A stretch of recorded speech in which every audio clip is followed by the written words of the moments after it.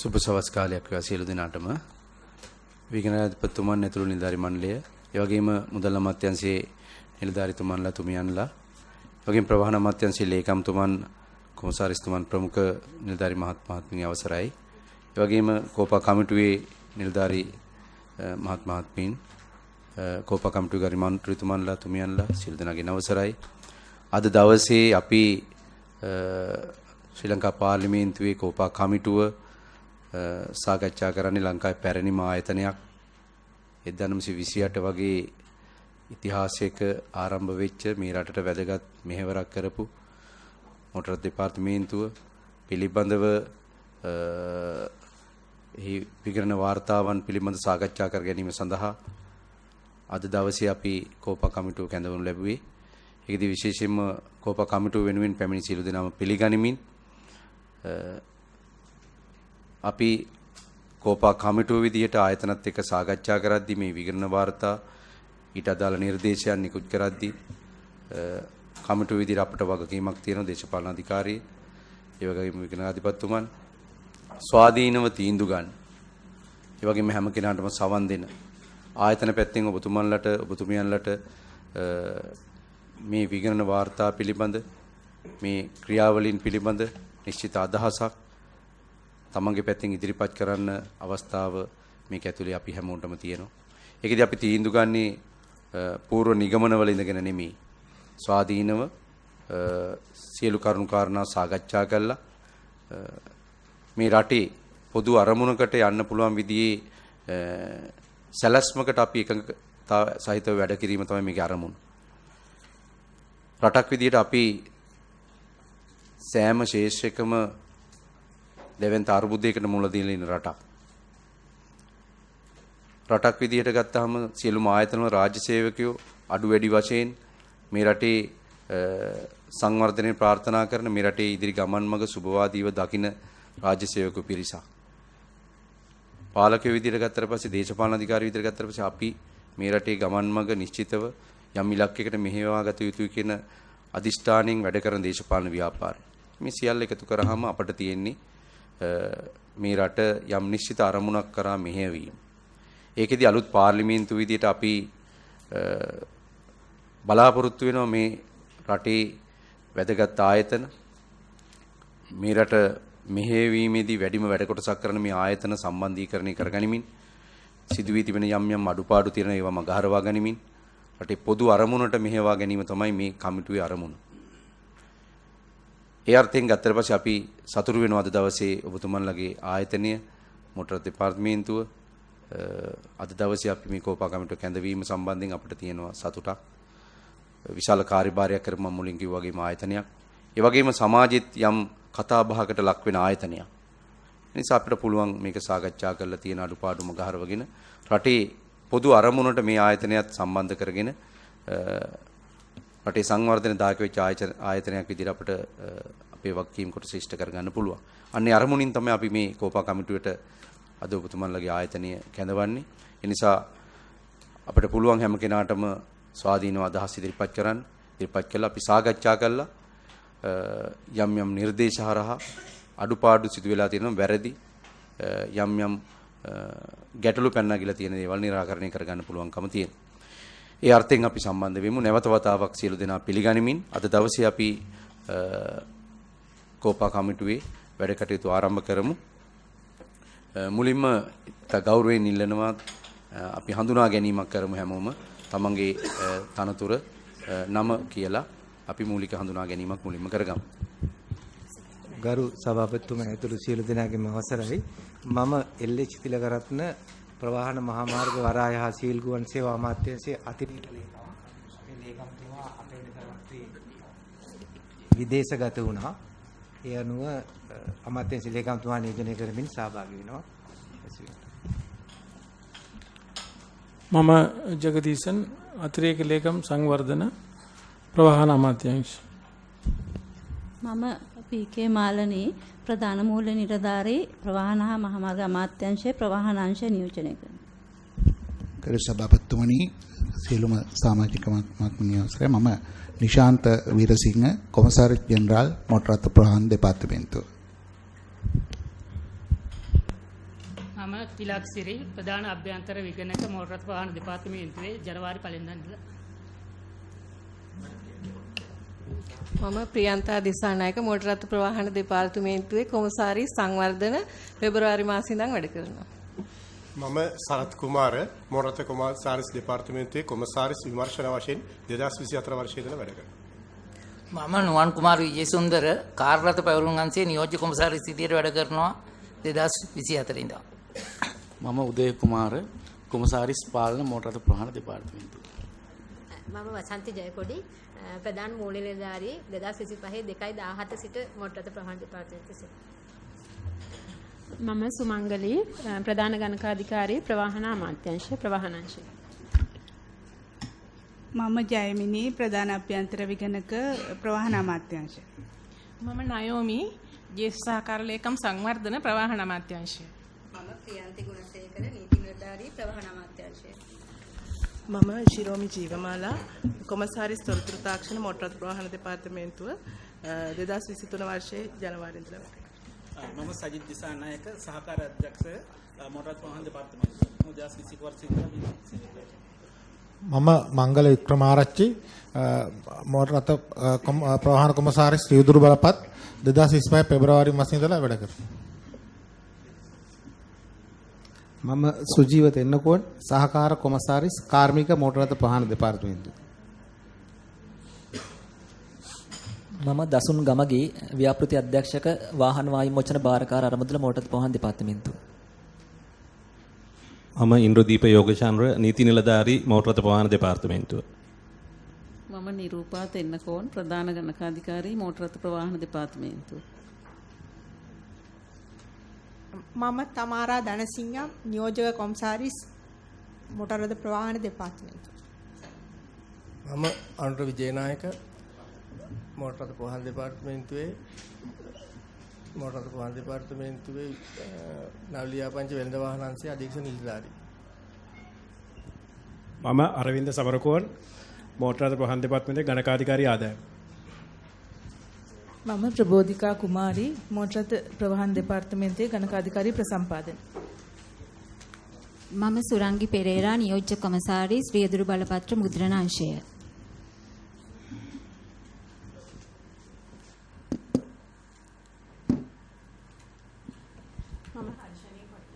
අධ්‍යක්ෂ කළමනාකරණ සේවා දෙපාර්තමේන්තුව.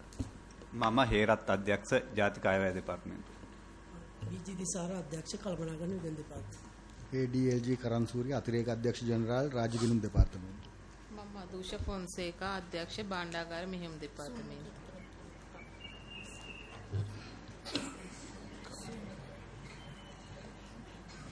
සූම් එකෙන් කවුද සම්බන්ධ වෙන්නේ? මම ශශිප්‍රභා පතිරගේ අධ්‍යක්ෂ රාජ්‍ය මුදල් දෙපාර්තමේන්තුව. බොහොම ස්තුතියි.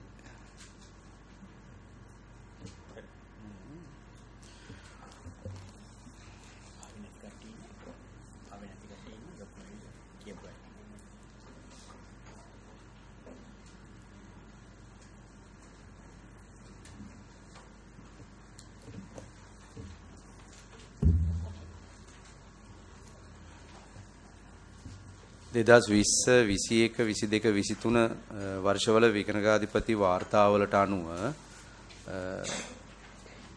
කෝපා කමිටුවට මීට පෙර කැඳවල තියෙන මේ ආයතනය එහි නිර්දේශ පිළිබඳවත් එහි ප්‍රගතිය පිළිබඳවත් ඉන් පසුව මේ දක්වා ඇති වී තිබෙන තත්ත්වයන් පිළිබඳ අපි සාකච්ඡා කරගන්නේ මුලින්ම අපි විගණකාධිපතිතුමාට යමුනේ එක ඔය සාරාංශගතයකට යන්න කලින් අපි පසුගිය කාර්යක සභාවේදී දුන්න නියෝග ක්‍රියාත්මක කිරීමේ ප්‍රගතිය බලලෙමු. ඒක ඩීටේල් රිපෝට් එකේ තියෙනවා. පිටු අංක 3 පටන් ගන්න එකේ තියෙනවා. ඩීටේල් රිපෝට් එක.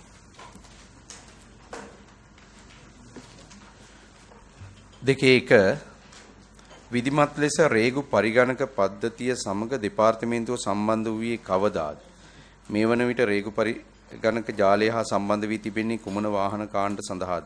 තවමත් රේගු පරිගණක ජාලය හා සම්බන්ධ නොවුණු වාහන කාණ්ඩ ඇතනම් ඒ මොනවාද? හා එම වාහන කාණ්ඩ රේගු පරිගණක පද්ධතිය සමග සම්බන්ධ වීමට අපේක්ෂිත කවදාද යන කරුණු පිළිබඳ වාර්තාවක් කාර්ය සභාවට එවන්න කියලා නිර්දේශයක් කරලා තියෙනවා. ඒකේ විගණන නිරීක්ෂණය අනුව වාර්තා වෙන්නේ කාර්ක සභා නියෝග පරිදි කටයුතු කර නැහැ කියන එක. ගරු සභාපතිතුමනි අපේ තියෙන රෙකෝඩ් අනුව 2019 11/4 සහ 2020 12/17 යන දින දෙකේ අදාළ වාර්තා රාජ්‍ය ගිණුම්කාරක සභාවට ඉදිරිපත් කරා කියලා තමයි ගොනුවල අපි ගාව තියෙන්නේ. මොකද මේවා තොරතුරු වෙන මොනවත් අපිට හොයාගන්න දෙයක් නැහැ. මොකද මම ඇවිල්ලත් මේ දෙපාර්තමේන්තුවට තාම වසර දෙකක කාලයක් තියෙන. ඒතකොට 2020 මේවා යවුවයි කියන එකට ගොනු තමයි අපි ගාව තියෙන්නේ දැනට. මේ කාරණේ ගත්තාම අපි 2020 ජූලි මාසයේ සිට සියලුම වාහන කැටගරිස් වලට ආශිකෝඩා එකත් එක්ක කස්ටම් එකත් එක්ක ලින්ක් වෙලා තියෙනවා ගරු සභාපතිතුමනි. ගරු කොමසාරිතුමනි ඒ යවුවයි කියලා කියන්නේ ඔබතුමන්ලගේ ඒ වාර්තාවල පිටපත් තියනවද මේ පිටපත් තියෙනවා කාර්ක සභාවට බාර දුන්නයි කියන එකට සනාථ කරන්න? ඔව් පිටපත් තියෙනවා. කවුද බාර වෙන්නේ?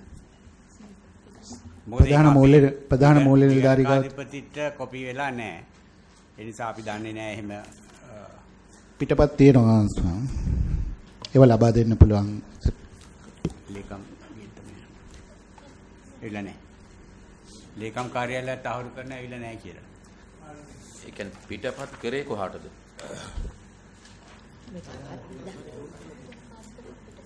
දැන් විගණකාධිපතිතුමාට පිටපත් එවන්න එපා. 2019 11/4 ලිපිගණුව අනුව තියෙනවා ඒ වාර්තා අපි ලේකම් රාජ්‍ය ගණුම්කාරක සභාවට යොමු කරලා පිටපත් දාලා තියෙනවා ලේකම් ප්‍රවාහන හා සිවිල් ගුවන් සේවා අමාත්‍යාංශය විගණන අධිකාරී මෝටර් ප්‍රවාහන දෙපාර්තමේන්තුව කියලා තමයි අපේ ලිපිගණුව අනුව තියෙන්නේ. ලිපිගණුවේ කොපිස් තියෙනවා. ඒ කාගේ අස්සනින්ද ඒ වාර්තාව තියෙනවද? AHK ජගත් චන්ද්‍රසිරි මෝටර් රථ කොමසාරිස් ජෙනරාල් 2019 11/4 සහ ඊට පස්සේ වර්තමාන ප්‍රගතිය අපි 2020 දී වාර්තා කරලා තියෙනවා. ඒ කරුණු සම්බන්ධවම ආයේ නැවතත් වර්තමාන ප්‍රගතිය වාර්තා කරලා තියෙනවා 2020. ඔව් කිසිම දෙයක් විගණකාධිපතිට නම් ඇවිල්ලා නැහැ. ඒ කියන්නේ දැන් මේ වාර්තා ඇතිනේ ඔබතුමන් ළඟ. ලිපිගණුව අනුව තියෙනවා. නෑ වාර්තාව තියෙනවද කියලා යහන්නේ. ඔව් වාර්තාව තියෙනවා. හරි ඒ වාර්තා ටේබල් කරන්නකෝ.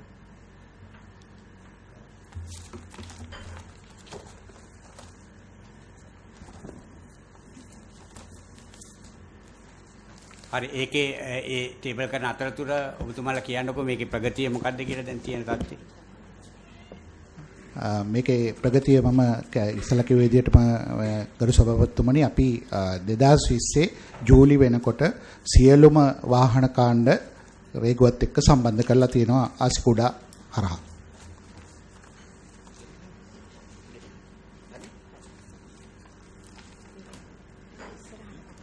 සියලුම කාණ්ඩරයි. සම්බන්ධ නොවන කාණ්ඩ එකක්වත්ම නැහැ. දැන් ඒක ඔක්කොම සම්පූර්ණයෙන්ම නෑ මේ වෙනකොට සියල්ලම සම්බන්ධ කරලා තියෙනවා. හරි.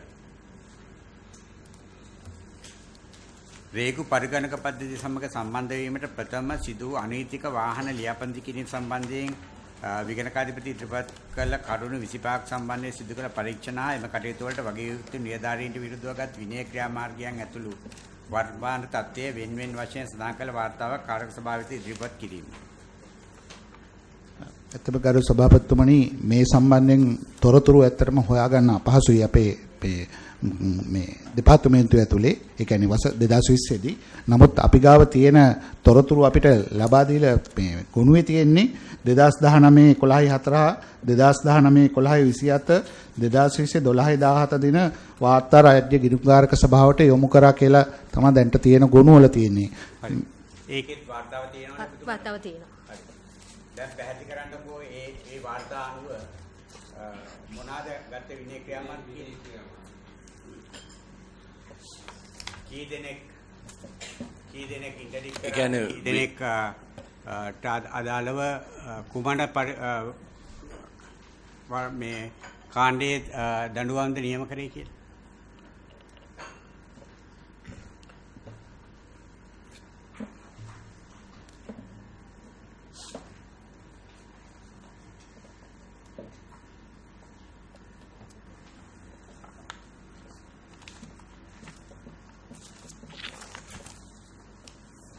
මොකද දැන් මීට අමතරව අපි දැන් මේ වාර්තාව ඉදිරියට සමාලෝචනය කරගෙන යනකොට මේකේ තියෙනවා බරපතල කාරණා ගණනාවක්. ඒවා අතීතයටත් බලපාන ආකාරයේ කාරණා සමහරලාට මේ කතා කරන්නේත් ඔය එදා කතා කරපු කාරණා තමයි. එතකොට ඒ සම්බන්ධයෙන් හරියටම නිශ්චිත පිළිතුරක් අපිට අවශ්‍යයි. මොකද දැන් මේකට සෑහෙන කාලයක් ගත කරලා ඉවරයි. එතකොට මේක එදා විතරක් නෙවෙයි මීට කලිනුත් කාර්ක සභාව විසින් විවිධ අවස්ථාවලදී ඔය කියන කාරණා සම්බන්ධයෙන් අවශ්‍ය විධිමත් විනය ක්‍රියාමාර්ග ගන්න කියන එක නිර්දේශ කරලා තියෙනවා. මේ සභ මේ කවුද කොමසාරිස් ජනරල්තුමා ඒ කියන්නේ මේ අපිට ඉස්සලා එක කියන්න කෙටි පිළිතුරක් විනය ක්‍රියාමාර්ග අරන් තියෙනවද නැද්ද? දැන් ඉදිරියේදී සාකච්ඡා වෙන කරුණු වලදී අපි ගත්ත මං ආවට පස්සේ ගත්ත ක්‍රියාමාර්ග තියෙනවා. නමුත් ඊට කොමසාරිස් ජනරල්තුමා චූට්ටක් දැන් මේ ආරම්භයේ ඉඳ අපිට නේ අහුම්කන් දුන්නාම පොඩි ඇඟෙන කාරණාවක් තියෙනවා මෙහෙම. කියන්නේ අපි එකඟයි ඔබතුමාලා ඔබතුමියල්ලා මම හිතන්නේ මේ report එකේ තියෙන වර්ෂත් එක්ක නිසා වෙන්නේ නැති හඳුන්වා දෙද්දී දෙපාර්තමේන්තුවට ආපු දිනෙත් එක්ක කියන්නේ නැත්තේ. ඒතකොට දැන් අපි මේක විභාග කරන්නේ කාගෙද කවුද කාත් එකද කරුණු විමසන්නේ කියන එකට පොඩි බැරියර් එකක් අපේ ඔළුවට වැටුණා. ඒක කමන්නේ පැත්තකින් තියමුකෝ. නමුත් රාජ්‍ය ක්‍රියාවලියේදී මොන නිලධාරියා කොයි ආකාරයෙන් කොයි පුටුවේ කොයි තනතුරේ වාඩි වුණත් එයා බැඳී සිටිනවා එයාගේ ලිපි ගොනුවට සහ ඉදිරි කටයුතු වලට. ඒ නිසා දැන් ඔබතුමාගේ මුල් එකේදී පැහැදිලි කිරීමක් කරලා ගියා ඒ තොරතුරු මොනවද කරුණු හොයාගන්න අපහසුයි කියලා. ඒක ටිකක් ආයතන ප්‍රධානියෙක් විදියට ඒ වගේ වචනයක පොඩි ගැටලුවක් තියෙනවා. දෙක අර මතු කරපු කාරණයට අදාළව ඉතා පැහැදිලි මේ කියන්නේ විනය ක්‍රියාමාර්ගයක් ගත්තද නැද්ද ගත්තනම් ඒ මොන ක්‍රියාමාර්ගද කවුරු සඳහාද කියන එක ෂාප් එක ඒකාවනම් හරි අපිට ලේසි එතකොට යන්න. ඇත්තට ඒකට අදාළ කරුණු සොයා ගැනීමට මගේ මේ දෙපාර්තමේන්තුව ඇතුලේ තියෙන ගොනු වල කාරණා සොයා ගන්න නැහැ සභාපතිතුමනි. නමුත් රිපෝට් කරා කියලා තොරතුරු තියෙනවා ෆයිල් එකේ. නමුත් ගත්ත විනය ක්‍රියාභංග සම්බන්ධව හෝ මේ කාරණා 25 සම්බන්ධයෙන් තොරතුරක් අපේ මේක ඇතුලේ නැහැ. ඒ කියන්නේ මේ අවුරුදු 4කට 2019 ඔබතුමීට අවස්ථාවනේ මම සොයාගත්ත ලිපි ගොනු අනුව මේ කරුණු 25 අනාවරණය කරගෙන තියෙනවා. එතකොට ඒ කරුණු 25ට එක් කරුණට අපි 2019 11 27 වෙනිදා ලේකම් රාජ්‍ය ගණන් කාර්ක සභාවට වාර්තා කරලා තියෙනවා. එතකොට පළවෙනි එකේ තිබෙන ආගමික ස්ථාන සඳහා ලබා දුන් බලපත්‍ර මත ආනයනය කරන ලද වාහන 158ක බලපත්‍රලාභීන්ගේ නම් හා බලපත්‍රයට අදාළ පැවරුම් පිළිබඳ කොන්දේසි වෙනස් කරමින් ලියාපදිංචි කර තිබීම කියලා. එතකොට ඒකට අපි පිළිතුරක් දීලා තියෙනවා. ටිකක් දීර්ඝ පිළිතුරක් තියෙන්නේ මේ රිපෝට් එක තියෙනවා. මේක මට කියන්නේ පිටු 10ක විතර වගේ රිපෝට් එකක්. ඒ කරුණු 25ට අදාළව ඒ කාලේ 2019 වෙනකොට තත්ත්වේ වාර්තා කරලා තිනවා. ඊට පස්සේ තත්ත්වය නම් ලිපිගොනු ඔය දැන් මේකේ අහන්නේ මේ කෙලින්ම අප අරගෙන තියෙන විනය ක්‍රියාමාර්ග මොනවද? විකාරයට ආවන හරි විනය ක්‍රියාමාර්ගයක් ගත්තද නැද්ද කියලා වගේ. පරීක්ෂණ කරලා ඒක විමර්ශනය කරපු තොරතුරුත් කීපයක් තියෙනවා. ඒ කියන්නේ විමර්ශනය නෑ කීපයක් නෙවෙයි. එකින් එකට වෙන වෙනම ඔබතුමිය දන්නේ නැත්නම් දන්නේ නැහැ කියලා කියන්න. එහෙම නැතුව මේ දන්නේ නැතිව කතා කරන්න යන්න එපා. මේකේ එකින් එක සම්බන්ධයෙන් මේ කාරණා එකින් එකට මේකේ බරපතල කාරණා තියෙන්නේ. තව ඉස්සරහටත් මේ ගැන කතා වෙනවා. ඒතකොට මේ හැම එකකටම අදාළව මූලික පරීක්ෂණ කරලා මේකට අදාළව නිලධාරීන්ට අවශ්‍ය වෙන විනය ක්‍රියාමාර්ග ගන්න කියලා ආයතන සංග්‍රහයේ විනය කාර්යපටිපාටි අනුව ක්‍රියා කරන්න කියලා නියෝගයක් දීලා තියෙනවා. එතකොට අඩුම ගානේ මේ 25ට අදාළව ගත්ත විනය ක්‍රියාමාර්ග මොනවාද කියලා කියන්න මේ කමිටුවට දැන් ඇවිල්ලා ඔබතුමාලට පුළුවන් වෙන්න ඕනේ. ගරු සභාපතිතුමනි ඉල්ලා හිටිනවා මට මේකට පොඩි කාලයක් ලබා දෙන්න කියලා. මම මේකේ වැඩිදුර වාර්තාවක් ඔබතුමාට හැකි ඉක්මනින් ලබා දෙන්නම් මේ කාරණේට අදාළව. අපේ මේ අධ්‍යක්ෂකතුමා පොඩි කාලයක් කියන එක දැන් ඔබතුමා ඇවිල්ලා කිව්ව ඔබතුමා ඇවිල්ලා අවුරුදු 2යිනේ. ඒකට ආයතනයක් ඇතුලේ විනය ක්‍රියාමාර්ග ගන්න එකට අදාළව ඔබතුමාට මොකක් හරි පසුගිය කාලේ මොනවා හරි ගැටලුවක් තියෙනවා නම් විනය ක්‍රියාමාර්ග ගන්න එක සම්බන්ධයෙන් මම නොදන්නවා වගේ කැලලක් දානවා කියලා කියන්නේ මම හිතන්නේ ඔබතුමාගේ තන්ත්‍රයට ඒක ගැලපෙන්නේ නැහැ. සහ මේ වැඩේට එනවා කියලා මේ වාර්තාව ඔබතුමාලට දීලා මම හිතන්නේ දැන් සතියකට වගේ කාලයක් ඔබතුමාලා මේ සම්බන්ධයෙන් දැනුවත් කරලා තියෙනවා. ඒතර අධ්‍යක්ෂ ජෙනරාල් විදියට ඒ කාලය ඇතුළත ඔය තියෙන වාර්තාව හදාගන්න ඔබතුමා අසමත් නම් මම කියන්නේ දැන් මොකක් හරි එනකොට මෙතනට සූදානම් කියන්න එපා මේ පළවෙනි ප්‍රශ්නේ මොකක් හරි එනකොට ඔබතුමාට අදහසක් තියෙන්න ඕනේ මොන එන විනය ක්‍රියාමාර්ගය ගත්තේ කවුද? මේකේ තොරතුරු මොනවද? මම කියන්නේ එහෙම නැතු බබ්බු වගේ මෙතනට ඇවිල්ලා ආපහු තව කාලයක් කියලා නේ කතුරු ආයෙ ප්‍රතිඵල හම්බ වෙන්නේ නැහනේ. ඒක නිසා මේකට අපි හරියට මොනද මේ කියන්නේ මේ වෙන්නේ අපි තීන්දුවක් ගන්නවා මේක ඇතුලේ මෙහෙම විනය ක්‍රියාමාර්ග ගන්න කියලා. ඔබතුමන්ලා ඒක නොසලකා හැරලා ඔබතුමන්ලාගේ වැඩේ කරගෙන යනවා. ඊට පස්සේ කියනවා ෆයිල් එක නැති වුණා, ඩේටා නැති වුණා කියලා 2019 වෙච්ච වැඩකට දැන් අද වෙද්දි ෆයිල් එක නැති වෙනවා කියන මම කියන්නේ ඔබතුමන්ලාගේ ආයතන මේ මොටර රථ සම්බන්ධයෙන් ඉතිරි ෆයිල් ටික ගැන ඉතින් හිතා ගන්න පුළුවන් මොකද්ද වෙන්නේ කියලා. ඒකට මෙතනින් හට ආයෙ අපිට කතා කරන්න දෙයක් නැහැ. ඒක නිසා මම කියන්නේ ඒකට අවංක වෙලා අපි වැඩේ කරමු. මන්ත්‍රීතුමාද මේකේ එකක් දැන් මේ කියන කාරණා 25ට අදාළව කරුණු වාර්තා කරා කියලා කියනවා. දැන් වාර්තාවක් තියෙනවා. එහෙමනම් විනය ක්‍රියාමාර්ග ගත්තා නම් ඒවා ඒ කාරණාවයි යෝග්‍ය සටහන් වල නැද්ද? මන්ත්‍රීතුමා දැන් ඇත්තටම දැන් මේ වටේ යන්න එපා. ඒ කියන්නේ දැන් ඔබතුමාලා පෞද්ගලිකව වග කියනවද නැද්ද කියන එක නෙමෙයි. දැන් දිනවකවනුත් එක්කනේ වාර්තා වුණේ සේවෙට් මේ RME එකට ආපු දවස. දැන් නමුත් රාජ්‍ය වගකීම සහ දුරේ වගකීමෙන් බැහැර වෙන්න බෑනේ. ඉතින් ඒ නිසා මේ ඔබතුමාලා ඍජුව තීන්දුව ගත්තද නෙමෙයි.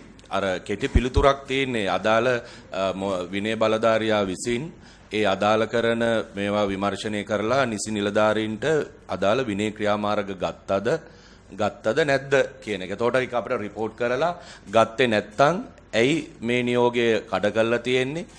ඒකට අදාළ විනය බලධාරියාගේ නිදහසට කරුණු විමසනවා නම් අපි විමසන්න ඕන ආයතනයට මේක රිපෝට් වෙන්න ඕන.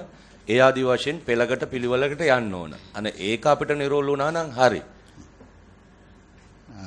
ඇත්තම මේකේ විනය ක්‍රියාමාර්ග ගත්ත තොරතුරක් මට හොයාගන්න හැකියාවක් ලැබුණේ නැහැ සභාපතිතුමා. මේ මට රිපෝට් වෙච්ච මේ අතරමැද තියෙන කාරණාවල දිගින් දිගට රිපෝට් වෙච්ච ඒවට අදාළව මම ඉන්ක්වයරි පටන් අරගෙන තියෙනවා. ඒවා විමර්ශන අනිකුත් ආයතනත් එක්ක සම්බන්ධ වෙලා දැන් කරගෙන යනවා දැනට විමර්ශන. ඔබතුමා දැන් නිරීක්ෂණය කරද්දී ඔබතුමාට නිරීක්ෂණය වුණාද මෙහෙම මේ 25 දිනකට දාලා විනය ක්‍රියාමාර්ග ගන්න ඕන කියලා මොන හරි නිර්දේශයක් තිබුණා? කාරණා 25ක් තමයි මේ සභාපතිතුමා මේකේ තියෙන්නේ. ඒක නිරීක්ෂණය වුණානේ නේ? ඔව්. ඊට පස්සේ ඒ සම්බන්ධයෙන් යම් පසුවිපරමක් කරේ නැද්ද කෝපා කමිටුවට එන්න පෙර? ඇත්තම මේ කියන කාරණා 25 කරුණු මේ ඉදිරි මේක ඇතුලේ තියෙනවා. සාමාන්‍ය මේ අහලා තියෙන මේ තොරතුරු ටික ඇතුලේ. එතකොට ඒක ඉදිරියේදී ඇත්තටම මම වාර්තා කරන්න බලාපොරොත්තු වෙන තමයි. නෑ මේක කොමසාරිස් ජනරල්තුමා මම හිතන්නේ මේ කෝපා ඉතිහාසයේ රාජ්‍ය ගිණුම්කාරක මේක ඇතුලේ මම හිතන්නේ මෝටර රථ දෙපාර්තමේන්තුව මුණ දෙන පළවෙනි අත්දැකීම නෙමෙයිනේ. ඒ නිසා අපිට මේක පළවෙනි අත්දැකීම ඔබතුමාලට සහ ඒ අදාළ අයට සෑහෙන අත්දැකීමක් තියෙන්නේ. ඉතින් ඒ නිසා අපි මේ නිකන් කාලය යන්නේක අපරාධේ. ඒ කියන්නේ දැන් ඉදිරියට තවත් කරුණුනේ එකතු වෙන්නේ. දැන් තියෙන්නේ අපි එකක් අඳුරගත්තා, ගැටලු අඳුරගත්තා, ක්‍රියාමාර්ග තෝරගත්තා, අවශ්‍ය ප්‍රතිකර්මයේ. එතකොට දැන් තියෙන්නේ ඒක නිශ්චිතව නොසලකා හැරීම. ඒක ටිකක් බරපතලයි. එතකොට මේ නොසලකා හැරියනම් ඒ කවුද? නොසලකා හැරි ඇයි? ඒ විනය ක්‍රියාමාර්ගය ගත්තේ නැත්තේ ඇයි? එහෙමනම් ඔබතුමාලා දැන් දෙපාර්තමේන්තුව විදිහට කියන්න ඕනේ මේ නිශ්චිත හඳුනා ගැනීමට අදාළව විනය ක්‍රියාමාර්ග අරගෙන නැත කියලා රිපෝට් වෙන්න ඕන. එතකොට නැතිනම් අපි ඊට පස්සේ මෙයා කරගමු. මොකද දැන් ඔබතුමාලා අපිට දැන් මේ අවංකව සහයෝගයක් දුන්නේ නැත්නම් අතීතය යටපත් කරනවා නම් ඔබතුමාලට ඒක සීමාවේ නෑ වගේ එකකින් ඒක ඉස්සරහට අපිට මේක කරගන්න බැරි වෙනවා. අනිත් එක මේ කලින් හිටපු ප්‍රධාන නිලධාරිතුමා ගණන් නිලධාරිතුමා ඔබතුමාට පවරලා යනවනේ. මෙන්න මේ වැඩ කොටස කෝපායකේ මෙන්න මේ නිර්දේශ ටික ආවා කියලා. ඒතකොට ඒක අඛණ්ඩව යන ක්‍රියාවලියක් නේ. ඔබතුමාගේ ආයතන විතර නෙවෙයි ඕනම ආයතනයක ආයතන ප්‍රධානියා වගකීතු නිලධාරීන් ස්ථාන මාරුල යනකොට අදාළ රාජකාරීමය වටපිටාව පිළිබඳ යම් අදහසක් හදලා යන්නේ. එතකොට මේක ඔබතුමාට තොරතුරු නැහැ කියලා කියන්න බෑ. මොකද මීට පෙර හිටපු කෙනා යද්දි ඔබතුමාට මේක පවරලා යන්න ඕනේ. එතුමාට කරන්න බැරි වුණා. ඒතර මේක දිගින් දිගටම තියෙන්නේ. කරු මන්ත්‍රීතුමා කිව්වා වගේ. දැන් අපිට මේකත් අපිට පුළුවන් කාලයක් දෙන්න. හැබැයි මොකද වෙන්නේ? ප්‍රශ්නේ විසඳෙන්නේ නැහැ. ඒතර දිගින් දිගටම මේ ආයතනය ඇතුලේ සිදුවලා තියෙන දේ තමයි මේ ප්‍රශ්න මගහැරලා කල් ගනිමින් අදාළ වකීතු නිලධාරි විශ්‍රාම යනවා. ඒ අදාළ නිලධාරින් මේ ආයතනය තුලනේ. ඒතකොට දිගටම සිදුවලා තියෙන ක්‍රියාවලිය තමයි මේක. ඔබතුමාගේ නිශ්චිත උත්තරයක් ඕන මේකට. ප්‍රධාන ගණන් දීමේ නිලධාරිතුමා අපේ නියෝජ්‍ය ලේකම්තුමා. අමාත්‍යාංශ ලේකම්තුමානේ අපිට ඉන්නේ මේ ලේකම්තුමාද නැහැ. මට දැනෙන්නේ දැන් මේක අභ්‍යන්තරයේ මේ විනය ක්‍රියාමාර්ග සම්බන්ධයෙන් ගැටලුවක් අපිට පේනවනේ. දැන් තීන්දුවක් දීලා 2019 අද වෙනකල් කිසිදු ක්‍රියාමාර්ගයක් අරගෙන නැහැ. මේක මේ නොදන්න යන එකක් නෙවෙයි තියෙන්නේ. අපිට දැනෙනවා මොකක් හරි වරදක් කරාට පස්සේ එතනින් එහාට මේවා යන්නේ නැහැ යට යනවා. ෆයිල් පිටින් නැති වෙනවා. මට හිතෙන්නේ දැන් ඔබතුමාලගේ අමාත්‍යාංශය හරහා මේකට අදාළ කරන මොකක් හරි කමිටුවක් පත් කළා. මෙතන කාරණා දෙකක් තියෙනවා. එකක් මේකට අදාළව නිලධාරීන්ට විනය ක්‍රියාමාර්ග නොගැනීම. සහ මෙච්චර කාලයක් දැන් ඉන්න නිලධාරීන් මේ සම්බන්ධයෙන් ඒකට පරීක්ෂණයක් පවත්වුවේ නැත්තේ ඇයිද කියන කාරණා. ඒ කියන්නේ අර නිලධාරී සම්බන්ධයෙන් උත් පරීක්ෂණයක් යන්න ඕන. මේ දැන් ඉන්න නිලධාරීන්ට මේකට අදාළ ක්‍රියාමාර්ග නොගැනීම සම්බන්ධයෙන් පරීක්ෂණයක් යන්න ඕන. ඒකට අදාළව ඔබතුමා මේ කියන්නේ ප්‍රධාන ගණන් දීමේ නිලධාරී විදියට එතන මොකක් හරි කමිටුවක් හදලා එළියෙන් අපිට මේ විනය ක්‍රියාමාර්ග වැඩ කටයුත්තකට සම්බන්ධ කරගන්න බැරිද? පුළුවන්. අමාත්‍යාංශ මට්ටමින් මේ අපි ප්‍රධාන අභ්‍යන්තර විගණක හරහා සොයා බැලීමක් කරන්න පුළුවන්. ඒකට කොච්චර කාලයක් ඕනද ඔබතුමා? අපිට මාසයක විතර කාලයක්. මෙහිම කරුණු 25ක් ලේකම්තුමා මෙහිම අපිට මේකේ ආයේ නිශ්චිත කාලයක් දෙන්න බෑ. අවුරුදු ගණනාවක් මේකට දීලා තියෙන්නේ. එතකොට ගණන් දීමේ නිලධාරී සහ ප්‍රධාන ගණන් දීමේ නිලධාරී මේ වගකීම පැහැර හැරලා තියෙන්නේ. නිසා අපි ඇත්තටම කමිටුවේ අප්‍රසාදය පළ කරනවා. ඒ වගේම අපිට මේ පිළිබඳ මේ එය ඉටු නොකිරීමට අදාළව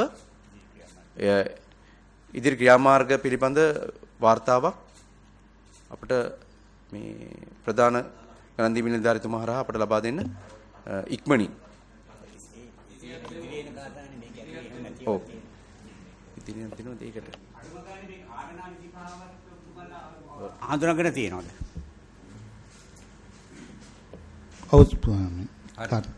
ඒකෙන් දැන් අපි දැන් ඔබතුමාලගේ අතේ තියෙනවනේ මේ නෝට් එක. මේක ඉදිරියට යන්නේ මේ සියලුම කාරණා නෙවෙයිනේ.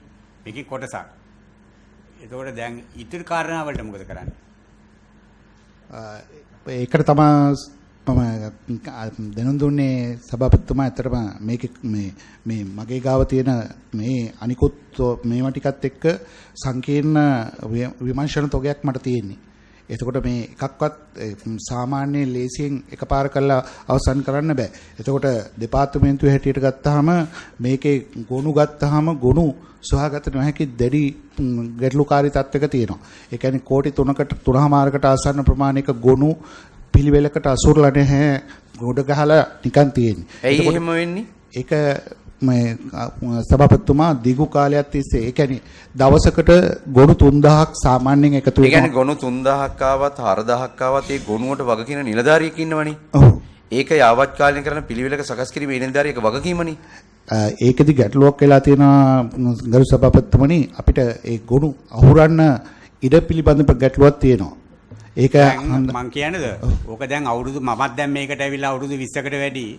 දැන් අවුරුදු 20ක් තුලම ඔය ඔබතුමාලා ඔය හැමදාම කියන කාරණාව තමයි මේ ගොනු අහුරන්න තැනක් නැහැ කියන එක. ඉතින් මේකට ලේසිම ක්‍රමයටනේ අර ඊ-මෝටරින් කියලාවල මේක මේ ડોකියුමන්ට් කරන්න මේ ස්කෑන් කරලා මේ සොෆ්ට් මේ කොපිස් ගන්න ක්‍රමයක් හදාගෙන ආවේ. දැන් ඒක කරෙත් නැහැ. මේ ගොනු හරියට දැම්මෙත් නැහැ. දැන් අවුරුදු 20ක් තිස්සේම අපි මේ ගැන කතා කරනවා. හැමදාම කියන ප්‍රශ්නෙට මොන ප්‍රශ්නේ දැම්මත් කියන උත්තරේ තමයි මේක අහුරන්න තැනක් නැහැ, රාක්ක නැහැ. ඔව්. සහ විගණකතුමා දැන් ඔබතුමා හඳුනාගෙන තියෙනවනේ මේකේ පිළිවෙලක් නැහැ කියලා. ඔබතුමා ඇවිල්ලා දැන් වසර දෙකකට වැඩි කාලයක්නේ. දැන් ඔබතුමා මොකක් කර විධිමත් ක්‍රමවේදයක් හදලා තියෙනවද? අනිවාර්යයෙන්ම මම මේක ආපු දවසේ සිට වහාම ওই ඊ-මෝටරින් පද්ධතිය ක්‍රියාත්මක කරන්න අවශ්‍ය සියලුම ක්‍රියාමාර්ග ගත්තා. එතකොට ඒක ඉස්සරහට යන්න ඉදිරියේදී මගෙන් පරිබාහිර ගැටලු රාශියක් ආවා. ඊ-මෝටරින් ඒක ඉස්සරහට යන්න දැන් ක්‍රියාමාර්ග ගන්න තියෙනවද? අරගෙන තියෙන්නේ. නමුත් ඒක අවසානයේට ඇවිල්ලා දැන් අතර වෙලා තියෙනවා. ඒකේ මිල පිළිබඳව නැවත සලකා බලන්න. ඒ කියන්නේ 2018 මේ ටෙන්ඩරේ දීලා තියෙන්නේ. එතකොට මේ ආයතනයේ සම්බන්ධයෙන් ගැටලුවක් ඇවිල්ලා දැන් අතර වෙලා තියෙනවා. ඊට අමතරව මම මේක බලා ඉන්න බැරි හන්දා දැන් ඊ-මෝටරින් එක ඉස්සරහට යන්න ටෙන්ඩර් දැම්මද? ටෙන්ඩර් දැම්මේ මගේ කාලේ නෙමෙයි 2018 ටෙන්ඩර් එකක් දාලා මේක ගිවිසුමකට අස්සම් කරලා අපි ඇග්‍රීමන්ට් එකකට ඇවිල්ලා තියෙනවා ඊ-මෝටරින් පටන් ගන්න සිස්ටම් එකට. දැන් ඇග්‍රීමන්ට් එක තියෙනවද? ඇග්‍රීමන්ට් එක තියෙනවා. දැන් තියෙනවා. දැන් තියෙනවා. ඒක වළංගුද? ඇග්‍රීමන්ට් එක ඔව් වළංගුව තියෙනවා. කොහොමද කොච්චර කාලයක්ද වළංගුව තියෙන්නේ? ඇග්‍රීමන්ට් එක අස්සම් ඉවර කරන්න තිබුණේ ඔක.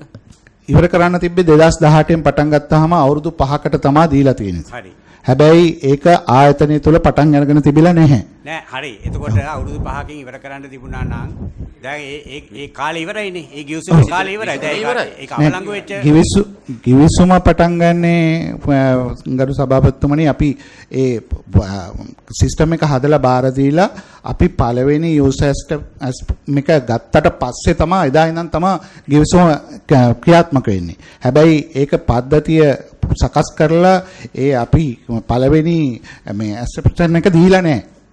ඒක දිගින් දිගටම ස්පේස් එක සම්බන්ධයෙන්. ඒ කියන්නේ ඒ ඊමෝටරින් එක සකස් කිරීමේදී ටෙන්ඩර් එක දීලා තියෙන්නේ ගරු සභාපතිතුමනි වර්ගාඩි 10000ක ප්‍රමාණයක් අපි ස්පේස් එක දෙන්න ඕනේ කියලා දෙපාර්තමේන්තුව. එතකොට ඒ ස්පේස් එක දීම පිළිබඳව වරින් වර එකිනෙකට පටහැනි අදහස් ඇවිල්ලා ඒක දිගින් දිගටම ඉම්ප්ලිමන්ට් වෙන්නේ නැතුව තමයි තිබිලා තියෙන්නේ. තිබිලා මම 2022 අගෝස්තු මාසයේ වැඩබාර ගත්තට පස්සේ මේක ප්‍රොසෙස් කරන්න මම පටන් ගත්තා. එතකොට ඒකට අදාළව දෙපාර්තමේන්තුවේ ඉඩ ප්‍රස්තාව සලසා දෙන්න හදනකොට ඒකට එවලි පැවති රජයේ කැමති වුණේ නැහැ. ඒ කියන්නේ RMB එක කියන එක ඇතුලේ පොළොවත් දූෂිතයි. ඒ හන්ද මේක ඇතුලේ මේක පටන් ගන්න එපා කියලා. එතකොට ඒ හන්ද ආයේ නැවත තැන් හොයන්න පටන් ගත්තා. එතකොට මේක නැවත තැන් හොයන්න පටන් අරගෙන එක සැරයක් ගිහිල්ලා රූපවාහිනී සංස්ථාවට අයිති මේ බිල්ඩින් එකක් ගන්න ගිහිල්ලා එතන ඒකේ මිල පිළිබඳව ගිහිල්ලා ආයෙ නතර වුණා. ඊට පස්සේ ගංගාරාම පන්සලේ වෙනම කොටසක් අරගෙන මේකට වර්ගාඩි 10000ක ප්‍රමාණයකට අවශ්‍ය සියලුම ස්පෙක් හදාගෙන ගිහිල්ලා ආයෙ ඒක එතනින් නතර කරා. ඊට පස්සේ ආයෙ මේක UD එකට අයිති දේවාලිකා ඉස්සරහා අනිත් පැත්තේ තියෙන ඔය දැන් ප්‍රදර්ශන මේ එකක් තියෙන ඒ බිල්ඩින් එක ගන්න ගිහිල්ලා ඒකට ස්පෙක් හදලා ආයෙ ගිහිල්ලා ගවර්න්මන්ට් එක ඇතුලේ ඒක නතර වුණා. ඊට පස්සේ ඒක ආයේ ඊට පස්සේ ආපු ලේකම්තුමා තීරණය කරා මේක අරන් යනවා දුම්රිය දෙපාර්තමේන්තුවේ මරදානේ තියෙන අර මේ ගබඩා මේ එකක් තියෙන ස්පේස් එකක් දෙන්න තීරණය කරලා ඒක ආයේ ගෙනාවා. එතකොට ඒකට යන්න ලෑස්ති කරලා අවසානයේ ඔක්කොම ටික ලෑස්ති කරනකොට දැන් මේ කම්පැනි එක 2018 දී මේකට එකඟ වෙලා තියෙන්නේ රුපියල් 187ක මිලකට එක ගනුදෙනුවක් වෙනුවෙන් රුපියල් 187ක මිලක් ගන්න. එතකොට ෆයිල් එකකටද? එක ට්‍රාන්සැක්ෂන් එකකට. එක ට්‍රාන්සැක්ෂන් එකකට රුපියල් 187ක මිලකට තමයි මේ කම්පැනිය ටෙන්ඩර් එක එවෝඩ් වෙලා තියෙන්නේ. එතකොට ඊට පස්සේ ඒගොල්ලෝ දැන් අවසානයේදී ක්‍රියාත්මක කරන්න ගියාම කිව්වා මේ 187 කියන මිලට අද මේ කාර්ය කරන්න බෑ. ඒ කියන්නේ මේ මිල පහුගිය කාලේ ඇතිවෙච්ච ආර්ථික අර්බුදය රටේ විනිමය අනුපාතිකයේ වෙනස් වීමයි මේවා එක්ක මේ ගානට දෙන්න බෑ කියලා ඒගොල්ලෝ මිල වැඩි කිරීමක් ඉල්ලුවා. ඊට පස්සේ ඒක කැබිනට් එකට ගිහිල්ලා කැබිනට් එකේ ඒ මිල පිළිබඳ නෙගෝෂියේෂන් එකට නෙගෝෂියේෂන් කමිටු එකක් මේ අපොයින්ට් කරා. අපොයින්ට් කළා ඒ කමිටු එක සාකච්ඡා කරලා මේක 349 මිලකට එකඟ වුණා මිල වැඩි කිරීම දෙන්න. එතකොට ඒ ඇවිල්ලා තමයි දැන් මේක අවසානයේ නතර වෙලා තියෙන්නේ වර්තමානයේදී කැබිනට් එකට ඉදිරිපත් කරලා.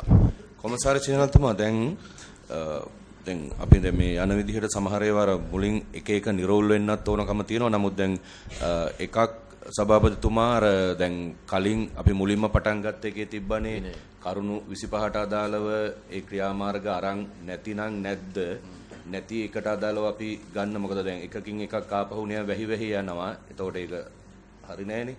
ඒ නිසා මොකක් හරි එකක් ඉවර කරමු. අර කරලා මෙතුමා මේ පටන් ගත්ත ඊළඟ මාතෘකාවට අදාළව ගිවිසුම්ගත ක්‍රියාවලියේ තීන එක පිළිබඳවත් අපිට නිරෝල් වෙන්න ඕනම අරක මොකක්ද කරන්න නිශ්චිත. මොකද දන්නවද දැන් ආපහු අපි කවදා හරි දවසක ආයි මේක කැඳෙව්වහම අර ටිකට ආයි වගකීම්ුත්තේක් නැතිනම් ඊට පස්සේ ආයි ඒක එහෙම පාස් වෙනවා.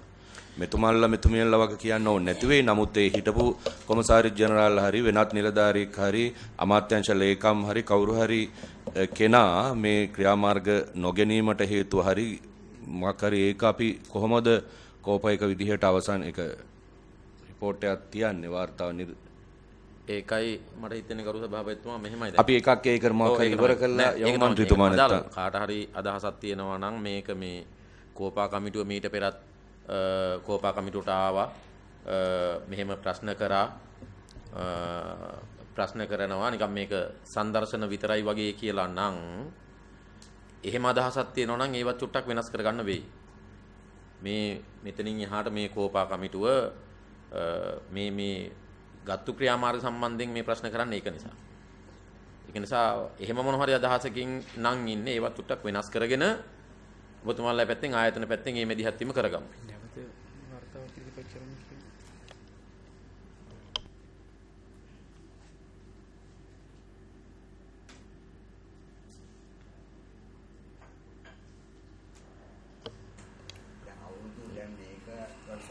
මේ 2019 නෙමේ නියෝගය දුන්නේ. අපි අද ඉන්නේ 2025. ඒකට අවුරුදු 6ක් නේ. අවුරුදු 6කට ආසන්නයි. දැන් අවුරුදු 6ක් තුලත් ක්‍රියාමාර්ගයේ විනය ක්‍රියාමාර්ගයක් ගත්තේ විනය ක්‍රියාමාර්ගයක් නැත්තම් මේ කමිටුවේ මේ පරීක්ෂණ වල ඇති වැඩේ මොකක්ද? ඵලය මොකක්ද ඒක තමයි. විගණකාධිපති කෙනෙක් ඉඳලා ඇති වැඩේ මොකද්ද? ඒ කියන්නේ අපි අසාර්ථකයි කියන එක නෙමෙයි කියන්නේ. ඒ එතුමන්ලගේ අසාර්ථකත්වයේ කෝක වේදත් අපි අත් අසාර්ථකයි. ඒක නිසා මේකට මේ හැමදාම කියන මේ උත්තරේ පිළි අරගෙන නම් මම නම් මේකට එකඟ වෙන්නේ නැහැ. මොකද හැමදාම මේ උත්තරේම තමයි දෙන්නේ. මමත් දැන් අවුරුදු 20ක් විතර මේකේ දිනුවා. හැමදාම ওই උත්තරේම තමයි හැමදාම කියන්නේ ඇවිල්ලා. ඉතින් මේකට හැමදාම කියන මේ උත්තරේම පිළිගන්න නම් අපි මෙතන ඉඳලා වැඩක් නැහැ. විගණකාධිපතිතුමා මේකට සම්බන්ධ නිලධාරීන් සමහරට මේ වෙනකොට රිටයර් වෙලත් ඇති. දන්නේ නැහැ. ඉතින් එතුමන්ලගෙන් තමයි අහන්න ඕනේ. එතකොට ඔබතුමන්ලාට කියන්න පුළුවන්ද මේකට සම්බන්ධ නිලධාරී කී දෙනෙක් තාම ඉන්නවද කියලා මේක ඇතුලේ? සේවය කරනවද කියලා? දැනට ඉන්න පිරිසකුත් ඉන්නවා. ඊට අමතරව දැන් මම ඉන්වෙස්ටිගේෂන් බාර දීලා CID එක, බ්‍රයිබරි එක සහ පෝට් බියුරෝ එක හරහා ඉන්ක්වයරි කරලා දැන්ට නිලධාරීන් 4 දෙනෙක් ඉන්ටර්ඩික් කරලා තියෙනවා. ඊට අමතරව මේ බ්‍රයිබරි එක විසින් ඉල්ලා තියෙන පරණ නිලධාරීන්ගේ තොරතුරු සියල්ල මම මේ වෙනකොට බ්‍රයිබරි එකට ලබා දීලා තියෙනවා. ඊට අමතරව මේකේ තියෙනවා මේ පෝට් බියුරෝ එකේ වංචා විමර්ශනයකින් යන පරීක්ෂණයකට අදාළව ඒකට අදාළ සියලුම නිලධාරීන්ගේ තොරතුරු මම පෝට් බියුරෝ එකට ලබා දීලා තියෙනවා. දොර ඔබතුමාට ඔය සිද්ධි විදියට කියා ගන්න බැරිද? දැන් මෙන්න මේ කාරණා 25 මෙන්න මේකට අදාළව මම මෙන්න මේ ක්‍රියාමාර්ගය අරගෙන තියෙනවා. මේකට අදාළව මේ අපි ඉල්ලන්නේ ඒ වාර්තාවක්නේ. ඔව්. මම කියන්නේ අඩුම ගන්න මෙතනට එනකොට දැන් ඔබතුමා ඔය දීපු උත්තරේ දැන් බයිබලි එකට කිව්වනම් හරි මොනවා ක්‍රියාමාර්ගයක් ගත්තා නම් විනය ක්‍රියාමාර්ගයක් ගත්තා නම් ඔබතුමා හරියට මෙතනට එනකොට හදාගෙන එන්න ඕන. මෙන්න මේ කාරණේට අදාළව මම මේ ක්‍රියාමාර්ගය අරගෙන තියෙනවා. ඒක සම්පූර්ණ වෙන්නේ නැති වෙයි. හැබැයි දැන් නිකන් මොකුත් නැතුවනේ මේ එන්නේ. ඔව්. නමුත් මේකේ ඇත්තටම මේ කාරණා 25ට අදාළ කරුණු තමයි මේකේ ඉස්සරහදී මේ අනිත් කමිටුවල මේ කියන්නේ 2020 21 22 23 කියන මේවාක යටතේ මේ ඉස්සරහට සාකච්ඡා වෙන කරුණු සර්ජනතුමා මම නැවත ඒ හින්දා මේ කියන්නේ දැන් කරුණු 25 ඉදිරියට තියෙන බව ඇත්ත. ඒ අවසන් නොවෙච්ච නිසානේ. නමුත් 2019 කරුණු 25 සලකා බලලා නිර්දේශයක් දීලා තියෙනවානේ. ඒතකොට මම හිතන්නේ ඔබත් රජයේ ඉහළ නිලධාරියෙක් නිසා දෙපාර්තමේන්තු ප්‍රධානියෙක් නිසා එතකොට යම් නියෝගයක් හෝ නිර්දේශයක් ක්‍රියාත්මක නොවීම පිළිබඳව දැන් ඔබතුමාලා යටත් පහළ නිලධාරීට පොඩි හරි ඇක්ෂන් එකක් ගත්තොත් ඒක ක්‍රියා අඩු ගන්න නිදහසට කරනා විමසීමක් හරි ගහලා ලියුමක් දානවානේ පර්සනල් ෆයිල් එකට. එතකොට දැන් මේ කවුරු හරි ඉන්න එපා මේක ඊළඟ ඉරාකයෙන් කවුද අමාත්‍යාංශ ලේකම් කරේ නැත්තම් එතකොට දැන් කවුද එතන යහට විනිශ්චයක් නැහැ. ඊට පස්සේ ඔක්කොම ඉවර වෙලා අවුලකුත් නැතුව රිටයර් වෙලා පහසුකම් ටිකක් තරම් ගෙදර යනවා. එතකොට රජයට සහ රාජ්‍යයට වෙන්න ඕන ඩැමේජ් එක සහ ලාභය සහ අඩු ගානේ ඒකට වගවීමවත් කොහෙවත් සටහන් වෙලත් නැහැ. එතකොට රාජ්‍යයක් එහෙම යන්න බෑනේ. ඉතින් අන්න ඒ මම කියන්නේ ඔබත් රාජ්‍ය සේවකෙක් අපි මේකට වගකිය යුතු කෙනෙක්. අපි හෙට නැතත් අපි හදන්න ඕන තැන ඒක කියන එක වෙනුවෙන් මේ පෙනී ඉන්නේ. අනේ නිසා මේකට විනය ක්‍රියාමාර්ග නොගැනීම පිළිබඳව මම නැවතත් සභාපතිතුමා අවධානය යොමු කරන්නේ කවුද වගකිය යුත්තේ යා පිළිබඳව අපි මොකක් හරි මේකේ වාර්තා කිරීමක් කරනවද එහෙම නැත්නම් කොතනද කියන එක. ඔව් දැන් සභාපතිතුමා මෙහිම ගැටලුවක් තියෙන. දැන් අතරම ගත්තොත් දැන් ඔබතුමා කියවනේ 4 දෙනෙක් ඉන්ටර්ඩික් කරා කියලා. ඒ ඉන්ටර්ඩික් කරපු 4 දෙනා අර කියන කාරණා 25ට අදාළව මොන හරි අදාළ කෙනෙක්ද? ඔව්. ඒතකොට දැන් මීට පෙරහනකොට දැන් මොකවත් ඔය තොරතුරු නෑ මම ඒක තමයි ඔබතුමාට කිව්වේ මේකේ ඉස්සරහට දැන් සාකච්ඡා වෙන කරුණු මේ 25 තියෙන කරුණු තියෙනවා. ඒත් කියන්න මේ කාරණා 25ට අදාළව මොනවා හරි පරීක්ෂණයක් කරලාද අර 4 දෙනා ඉන්ටර්ඩික් උනේ? ඔව්. ඒකේ එක කාරණයක් සම්බන්ධයෙන්. එක කාරණයක් සම්බන්ධයෙන් 4 දෙනෙක් ඉන්ටර්ඩික් වුණා. මොකක්ද ඒ කාරණේ? ගරු මන්ත්‍රීතුමා පොඩි බාධා කිරීමක්. දැන් මේක මේ අල්ලස් කමිෂන් එකේ හරි නැත්නම් අපරාධ පරීක්ෂණ දෙපාර්තමේන්තුව හරි පරීක්ෂණයක් කරලා එහෙම කරන්න කියන එක නෙවෙයි මේ කිව්වේ. ඒ කිව්වේ වෙනම කාරණා. අය අපරාධමය මොකක් හරි කාරණාවක් තියෙනවා නම් ඒක සම්බන්ධයෙන් කටයුතු කරන්න කියලා. හැබැයි මෙතන නිශ්චිතවම කියලා තියෙන්නේ විනය කටයුත්තක් කරන්න කියලා. ඔබතුමාගේ යටතේ ඉන්න නිලධාරීන් මොකක් හරි මේකට සම්බන්ධයක් තියෙනවද නැද්ද කියලා මූලික පරීක්ෂණයක් කරලා එහෙම කරපු පුද්ගලයෝ ඉන්නවා නම් ඒ පරීක්ෂණයේදී හඳුනාගත්තා නම් ඒ පුද්ගලයන්ට විරුද්ධව කුමන ඇක්ෂන් එකක්ද ගත්තේ කියලා කියන්නේ. අර අපරාධ පරීක්ෂණ කරන ඒවා වෙනම කතාවක්. දැන් ඒකෙන් චූදිතය වෙන පුද්ගලයා මේට විනය පරීක්ෂණ කරන එක වෙනම කතාවක්. ඒක වෙනම දඬුවම දෙන එක වෙනම කතාවක්. හැබැයි ඒක නෙවෙයි මේ අදහස් කරන්නේ. මේ අදහස් කරන්නේ මූලික පරීක්ෂණ තියලා අපේ රටේ තියෙන රාජ්‍ය නිලධාරීන්ට අදාළ වෙන ආයතන සංග්‍රහයේ මූල්‍ය මේ විනයකාරී ප්‍රතිපාටිය අනුව සිදු කළ යුතු කාරණාව. මේ දෙකක්. ඒතකොට මේ අපි අහන්නේ එහෙම මූලික පරීක්ෂණ කී දෙනෙකුට මේ කාරණා 25 ඇතුලේ කරාද ඒගොල්ලන්ගේ කාටද දඬුවම දුන්නේ? නිශ්චිත පිළිතුරක් ඕනේ ඒකට. අපිට ඒක කෙටියෙන් පැහැදිලි වුණා නම් ඇති නේද? ඒතකොට ඉස්සරහට යන්න පුළුවන්. ඉස්සරහට යන්න පුළුවන්. නෑ නිශ්චිතයිනේ 25න් එක කාරණයකට 4 දිනක් ඉන්ටර්ඩික් වෙලා තියෙනවා. ඒ අල්ලස් එකකින් කරපු දේවල් ඒක තමයි. ඒව හරියට නිරවුල්ව කියන්න කියලා මේ කියන්නේ. විගණකාධිපතිතුමා මීට පෙර මේ කාරණාව සම්බන්ධව කෝපා කමිටුවට කැඳවලා තියෙනවද මේ ගැන? කැඳවලා තියෙනවා. කෝපා නියෝගයක්. කෝපා නියෝගය ගැන තමයි ප්‍රශ්න කරන්නේ. ඒ නියෝග ගන්න කාලේ මෙතුමාමද මෙතෙන්ට පැමිණියේ? නෑ මෙතුමා දැන් ගරු සභාපතිතුමා කමිෂනර් වෙන වැඩ බාර ගන්නකොට ඉස්සෙල්ලා තිබිච්ච දේවල් එතනින් අතහැරලා දානවද නැත්නම් එතනින් ඉස්සෙල්ලා රාජනීතිඥයන්ට කන්ටිනියුේෂන් එකක් තියෙනවා. නකොටම කෝප නියෝග විගණන නියුසුම් කියලා ඉස්සෙල්ලම බලන්න ඕනේ මේ දෙක. කෝප නියෝග මොනවද PDVS ඊට පස්සේ විගණන නියුසුම් මොනවද තියෙන්නේ ආයතන සම්බන්ධව. ඒක තමයි ආයතන වැඩ බාර ගැනීම පළවෙනි කාර්යයක් ගණන් මේ ඔබතුමා මතු කරපු කාරණේ වැදගත්. ඒතකොට දැන් මම හිතන්නේ හිටපු කොමසාරිස් ජෙනරාල්තුමාගෙන් පස්සේ වත්මන් ඔබතුමානේ වැඩ බාරගන්නේ. එතකොට මේ සෙක්ෂන් දෙක ගැන ඔබතුමා රිපෝට් මොකක් හරි අධ්‍යයනයකින් එක්කද වැඩ බාරගෙන ඉස්සරහට ගියේ. අන්න එහෙමනම් ඒකට මොකද්ද වෙලා තින්නේ කියලා අපට කිව්වනම් කෙටි මේක අවසන්. ඇත්තෙම මම වැඩ බාරගත්තේ මේක ඒ වෙලාවේ ඇති වෙලා තිබිච්ච අර්බුදකාරී තත්ත්වයක් උඩ වහම ක්‍රියාත්මක වෙන පරිදි මාව පත් කරනු ලැබුවේ.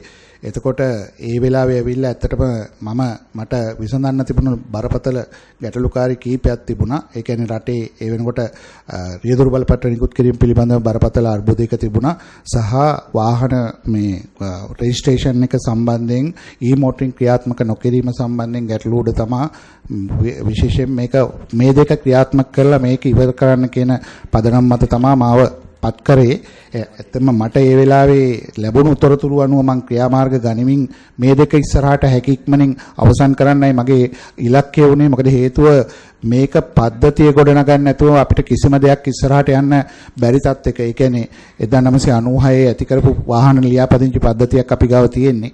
එතකොට මේක ඇතුලේ කිසිදු ආරක්ෂක ක්‍රියාමාර්ග විධිවිධාන මේ සෑහීමකටපත් වෙන ආකාරයේ මොනම දෙයක්වත් අප්ඩේට් එකක් වෙලා නැති පද්ධතියක් තිබුණේ.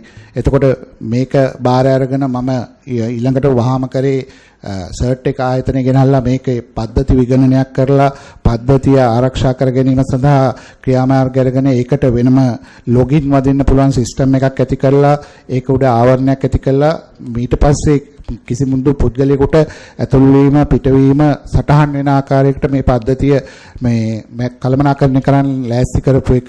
ඉතින් ඇත්තටම ඒ වෙලාවේ ඒ තිබ්බ කරුණුත් එක්ක මට සමහර කරුණු මග ඇරුණා මං නෑ කියන්නේ. ගරු සභාපතිතුමා හරි නිරවුල්නේ. බාර ගන්නකොට දැන් මේ මෙතුමාගේ පැත්තනොත් ආව ඔබතුමා ආයතනේ බාර ගන්නකොට අර විගණන විමසුම් සහ ඒ ක්‍රියාමාර්ගයට ඔබ දැනුවත් වෙනවා. ඔබතුමා මේ තෙන්ද එනකොට පුරප්පාඩු වෙලා තිබ්බේ නෑනේ මේකේ. ඔබතුමා ඔය තනතුරට එනකොට මේ ඔය තනතුර පුරප්පාඩු වෙලා තිබ්බද? නෑ තනතුර පුරප්පාඩු වෙලා තිබුණේ නැහැ. නමුත් මාව දාන්න කෙනා හිටියානේ. ඔව්. නිල විදිහට වැඩ බාරගත්තේ. මම වැඩ බාර ගන්නකොට එතුමා ගිහිල්ලා. වැඩ බාර ගන්නකොට මම ඇවිල්ලා වැඩ බාර ගන්නකොට. ඒ කොපමණ කාලයක් වගේද? දැන් 2022 අගෝස්තු 3 තමයි මම වැඩ බාරගත්තේ. සාරිස්තුමා ගිහිල්ලා කොපමණ කාලයක් ඇතුළතද ඔබතුමා වැඩ බාරගත්තේ? දවස් දෙකක් වගේ ඇතුළත. දවස් දෙකයිනේ. එතකොට අර කියන කාරණා ටික ඔබතුමා සතුර එන්න ඕනේ. ඔබතුමා නැවත ඇවිල්ලා ඔබතුමාට වගකීම් ටික පවරන්න ඕනේ. පවරන්න එපයි. නෑ. එහෙම ක්‍රියාවලියක් නැද්ද ඔබතුමාලගේ ආයතනේ? නෑ එහෙම ක්‍රියාවලියක් සිද්ධ වුණේ නෑ. නම කියන්නේ සාමාන්‍ය ක්‍රමවේද ගත්තට පස්සේ ආයත ඔබතුමා වගකිය යුතු රාජ්‍ය නිලධාරියෙක්. එතකොට ඔබතුමා මේ වගකීම බාර ගන්නකොට ඒ ක්‍රමවේදය අනුගමනය කරන්න එපා. ආයතන ප්‍රධානී බාර ගන්නවද? ස්ථාන මාරුවීමක් ලැබලා යද්දී නැවත අලුතෙන් පැමිණෙන රාජ්‍ය නිලධාරිතුමාට ප්‍රධාන නිලධාරිතුමාට ඒ සියලු තොරතුරු ටික සපයන්න ඕනේ. ඒ කියන්නේ අඛණ්ඩතාවයක් තියාගන්න ඕනේ ආයතන ඇතුලේ. ඒතර එහෙම ක්‍රියාවලියක් උනේ නැද්ද මේ ආයතන? නෑ. ඒක සාමාන්‍ය ස්වභාවයද ඔබේ ආයතන? නෑ ඒක සාමාන්‍ය ස්වභාවය නෙවෙයි. ඒක නමුත් ඇත්තටම මේ ගුණ හොයාගත්තෙත් මම ඉතාමත් අපහසුයෙන් සමහර ඒවාට උත්තර බඳින්න උත්තර හදන්න තොරතුරු හොයාගන්න ගුණ හොයාගත්තෙත් අපහසුතාවයක්. ඒ කියන්නේ ඒකේ කළමනාකරණය පිළිබඳ ඇතුලේ බරපතල ගැටලු තිබුණා. කරු සභාපතිතුමා නිරාකරණය කරලා තියෙනවා. නැති නිලධාරීන්ට විරුද්ධව ගත්ත ඇක්ෂන් එක මොකද්ද? ඔය කියන තොරතුරු ඔබතුමාට දැන් හම්බුනේ නෑනේ. ඔබතුමා බොහොම අමාරුවෙන් දැන් ඔය මේ කුමන හෝ හේතුවකින් කොහොම හරි අරන් තියෙනවනේ. ඒකට ඇයි එහෙම නිලධාරීන් මේක ඇතුලේ ඉන්නවා නම් ඒ නිලධාරීන්ට විරුද්ධව කටයුතු කරන්න බැරි? දැන් මේ ආයතනයේ තියෙන ප්‍රධානම ප්‍රශ්නේ ඒකනේ. මේ තොරතුරු නැති වෙනවා, ෆයිල් නැති වෙනවා, අවශ්‍ය උඩ නියෝග ක්‍රියාත්මක වෙන්නේ නැහැ. මේ ප්‍රශ්නයක් මේ ආයතනය තුළ තියෙන්නේ. මේක මෙයා දිගින් දිගටම සිදුවෙන කාරණාවක්. ඔබතුමා වැඩ බාර ගන්නකොට නියෝජ්‍ය කොමසාරිස් සිටියේ කවුද? කොමසාරිස්වරු 5 දෙනෙක් හිටියා. 5 දෙනෙක් හිටියා. දැන් මේ 5 දෙනාගෙන් මෙතන කවුරු හරි ඉන්නවද? නැහැ. මෙතන කවුරුවත්ම නැද්ද? නැහැ. ස්ථාන මාරු වෙලා ගිහිල්ලා. මේ මන්ත්‍රීතුමා චූට්ටක් මෙන්න මේ අර නැවතත් විගණකාධිපතිතුමා මතු කරපු කාරණේ අපි දැන් මේ සාකච්ඡාව වෙමින් තියෙන මෙන්න මේකට කෙටි කියලා මම මේ නැවත කියන්නේ මේකේ අර සිදුක කරුණු 25ක් සම්බන්ධයෙන් සිදු කළ පරීක්ෂණයන් හා එම කටයුතු වලට වගකිය යුතු නිලධාරීන්ට විරුද්ධවගත් විනය ක්‍රියාමාර්ගයන් ඇතුළු වර්තමාන තත්ත්වයන් වෙන්වෙන් වශයෙන් සඳහන් කළ වාර්තාවක් කාර්ය සභාවෙත ඉදිරිපත් කිරීම. එතකොට දැන් ඔබතුමාලා අද එන්න කලින් මේක දන්නවනේ. එතකොට මොකක් හරි ඒ පිළිබඳව සකස් කළ වාර්තාවක් හෝ තියෙනවද අද මෙතනට ඉදිරිපත් කරන්න ලිඛිතව හෝ වාචිකව? එහෙම නැත්නම් ඒ සඳහා ඔබතුමාලගේ තිබිච්ච සූදානම. දැන් මේ අපි සාමාන්‍යයෙන් දන්නවනේ කෝපයකින් කැඳෙව්වට පස්සේ සාමාන්‍යයෙන් දවස් 2-3ක් අපි ප්‍රැක්ටිස් කරනවානේ ඩිපාර්ට්මන්ට් එකක් ඕනම එකක්. මේක බේස් කරගෙන. එතකොට දැන් ඔබතුමාලා දෙපාර්තමේන්තුවක් විදිහට මේ නිර්දේශීය ක්‍රියාත්මක නොකිරීම සම්බන්ධයෙන් අද දවසේ ඉදිරිපත් කරන්න බලාපොරොත්තු වෙන ආපු පිළිතුර අපට පොඩ්ඩක් කියන්න. මේ අනිත් එක මේ ඔබතුමා කලින් හිටපු කොමසාරිස්තුමා ස්ථාන මාරුවීම් ලැබලා ගියා. නැවත ඇවිල්ලා ආයතනයේ තිබුණු බඩු බාහිරාදිය නීත්‍ය අනුකූල බාර දීලා ස්ථාන මාරුවීම් ලැබුවේ නැහැ කියලා ඔබතුමා ඉහළට දැනුම් දීමක් කරාද? නැහැ සභාපතිතුමා. ඒක සාමාන්‍ය ක්‍රමවේදයනේ. ඔව්. බරපතල ප්‍රශ්න ටිකක් හොඳයි මේ ඒ කියන්නේ මේ ආරම්භයේම දැන් මේ ප්‍රශ්න ගොඩක් තියෙද්දි මම කියන්නේ ඔබතුමාලා අපහසුතාවයට පත් කරන්න නෙමෙයි. මේ ආයතනයක් විදිහට ගත්තම ඔබතුමාලගේ ආයතන නෙමෙයි ගමේ තියෙන කුඩාම ආයතනේ.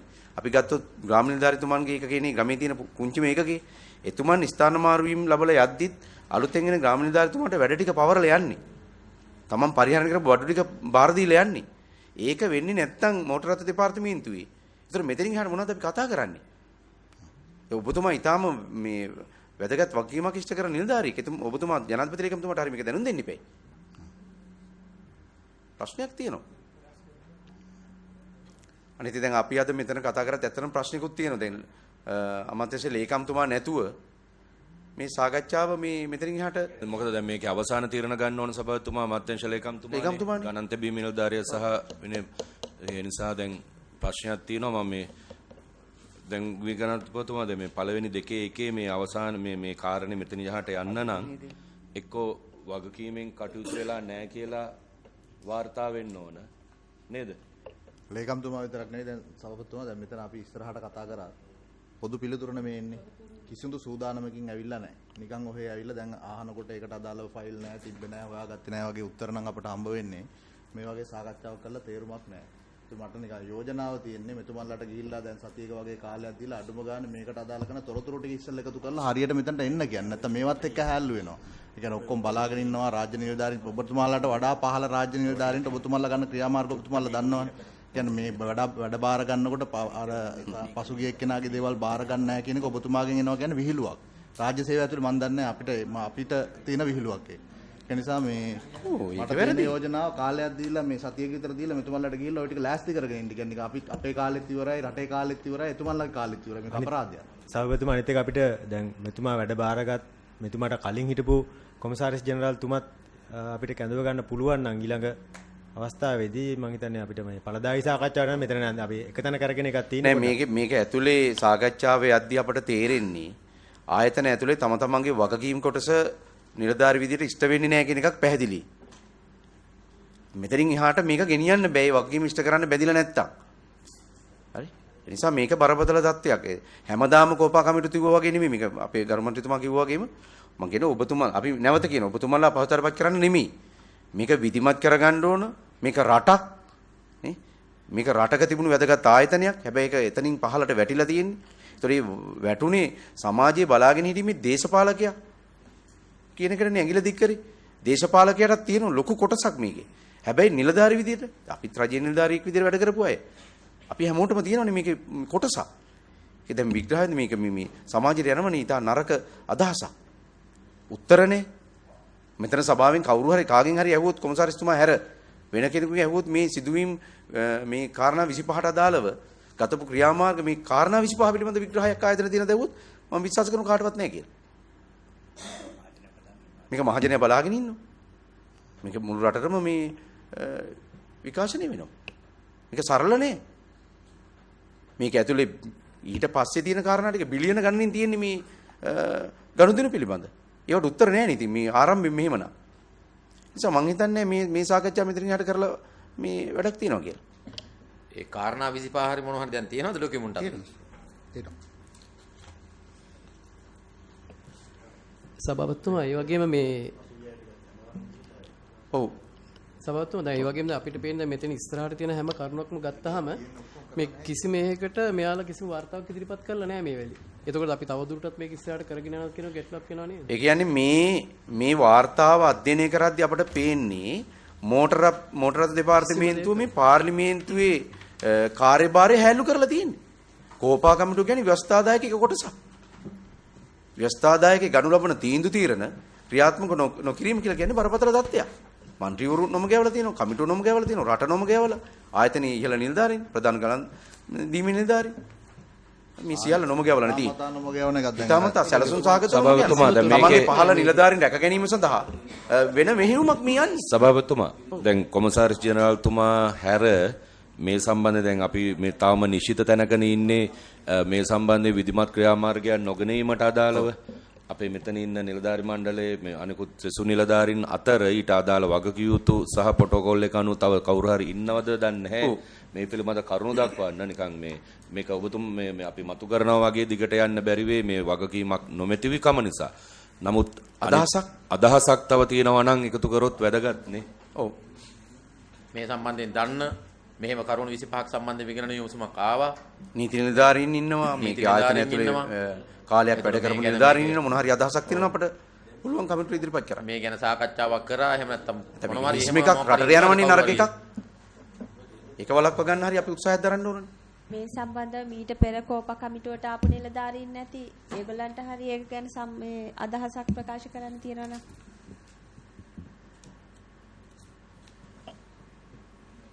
උතරයක් දෙනා ඉන්නේ අලුතෙන් ආපු නිලධාරීන් පළවෙනි කෝප් එක මේ සහභාගී වෙන. ඔබතුමා සහභාගී වෙනත් පළවෙනි කෝප් එක. සහභාගී වෙන කෝපා ප්‍රමාණය නෙවෙයි මේ තිබෙන්නේ මෙතන අත්ත ප්‍රශ්නයක් තියෙනවා. දැන් ඔබතුමාලා ඔය ෆයිල් එක තොරතුරු කිව්වා.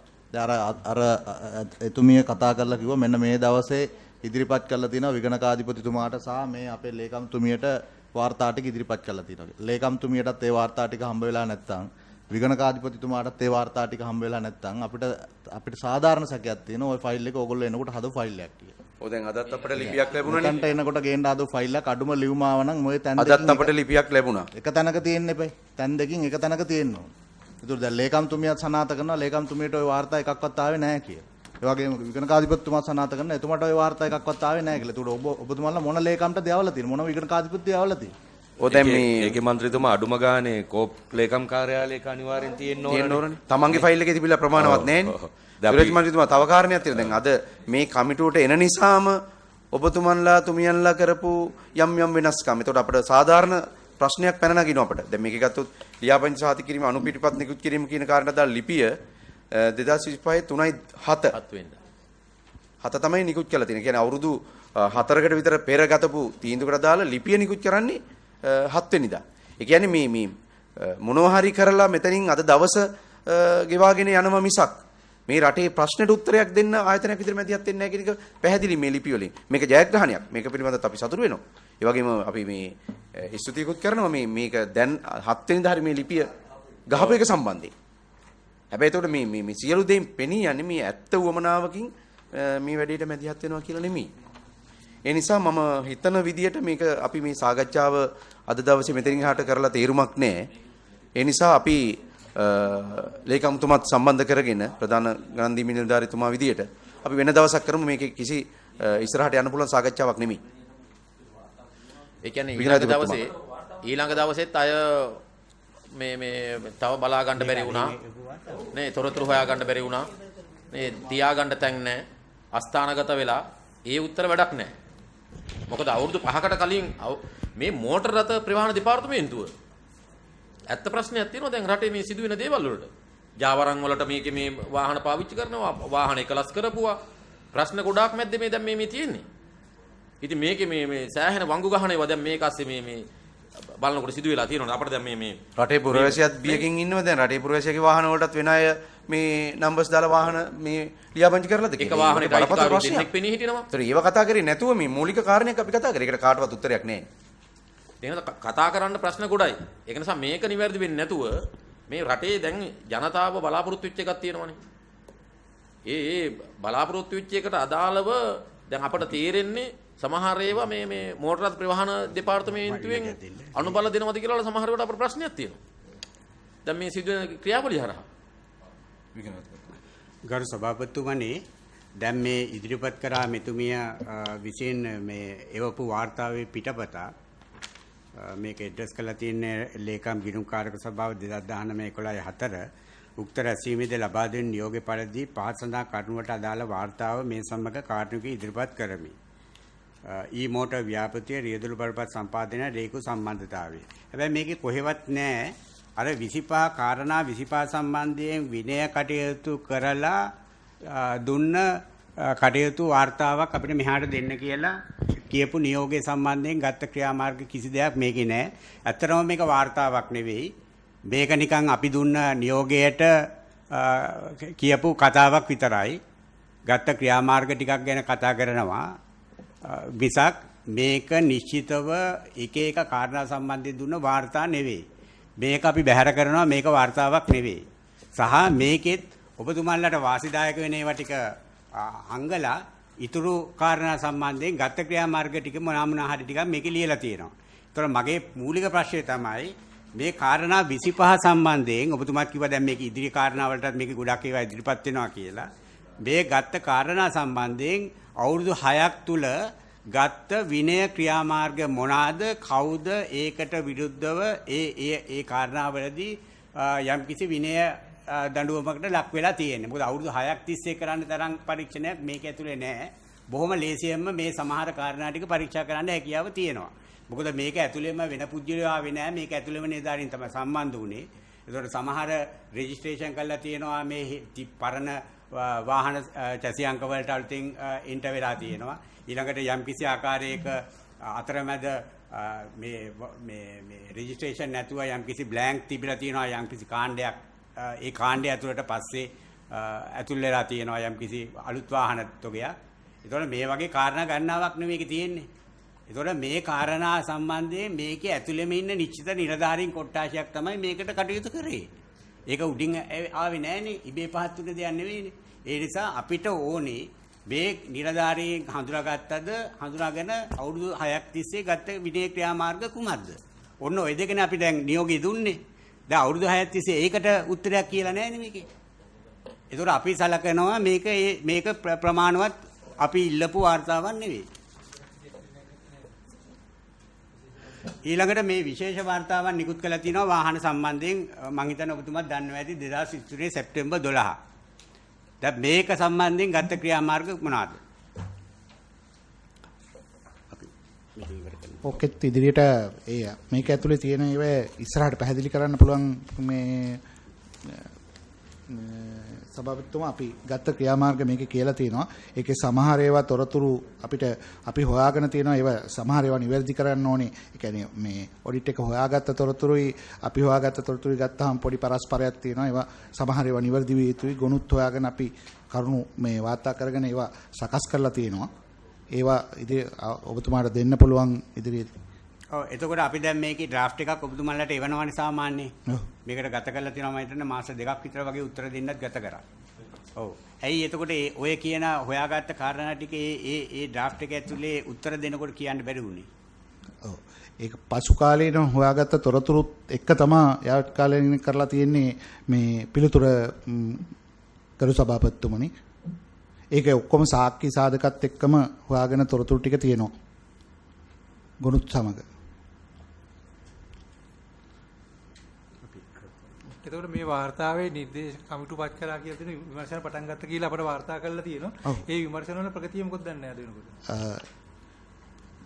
කියන්නකෝ 2023 සැප්තැම්බර් 12 විශේෂ විගණන වාර්තාව සම්බන්ධයෙන් කමිටුවේ සභාපතිවරයා විදියට කොමසාරිස් විමර්ශන විදියට මාව පත් කරලා තියෙනවා. 3 දෙනෙක් ඉන්නවා. අතරම මේ ගරු සභාපතිතුමනි අවස්ථා දෙකකදී විතර මොකද අපේ විමර්ශන කණ්ඩායම් විදියට ඉන්නේ ඇත්තටම විමර්ශනය කරන්න අපි පත් කරන්නේ දෙපාර්තමේන්තුවේ දැනට කටයුතු කරන නිලධාරීන් තමයි.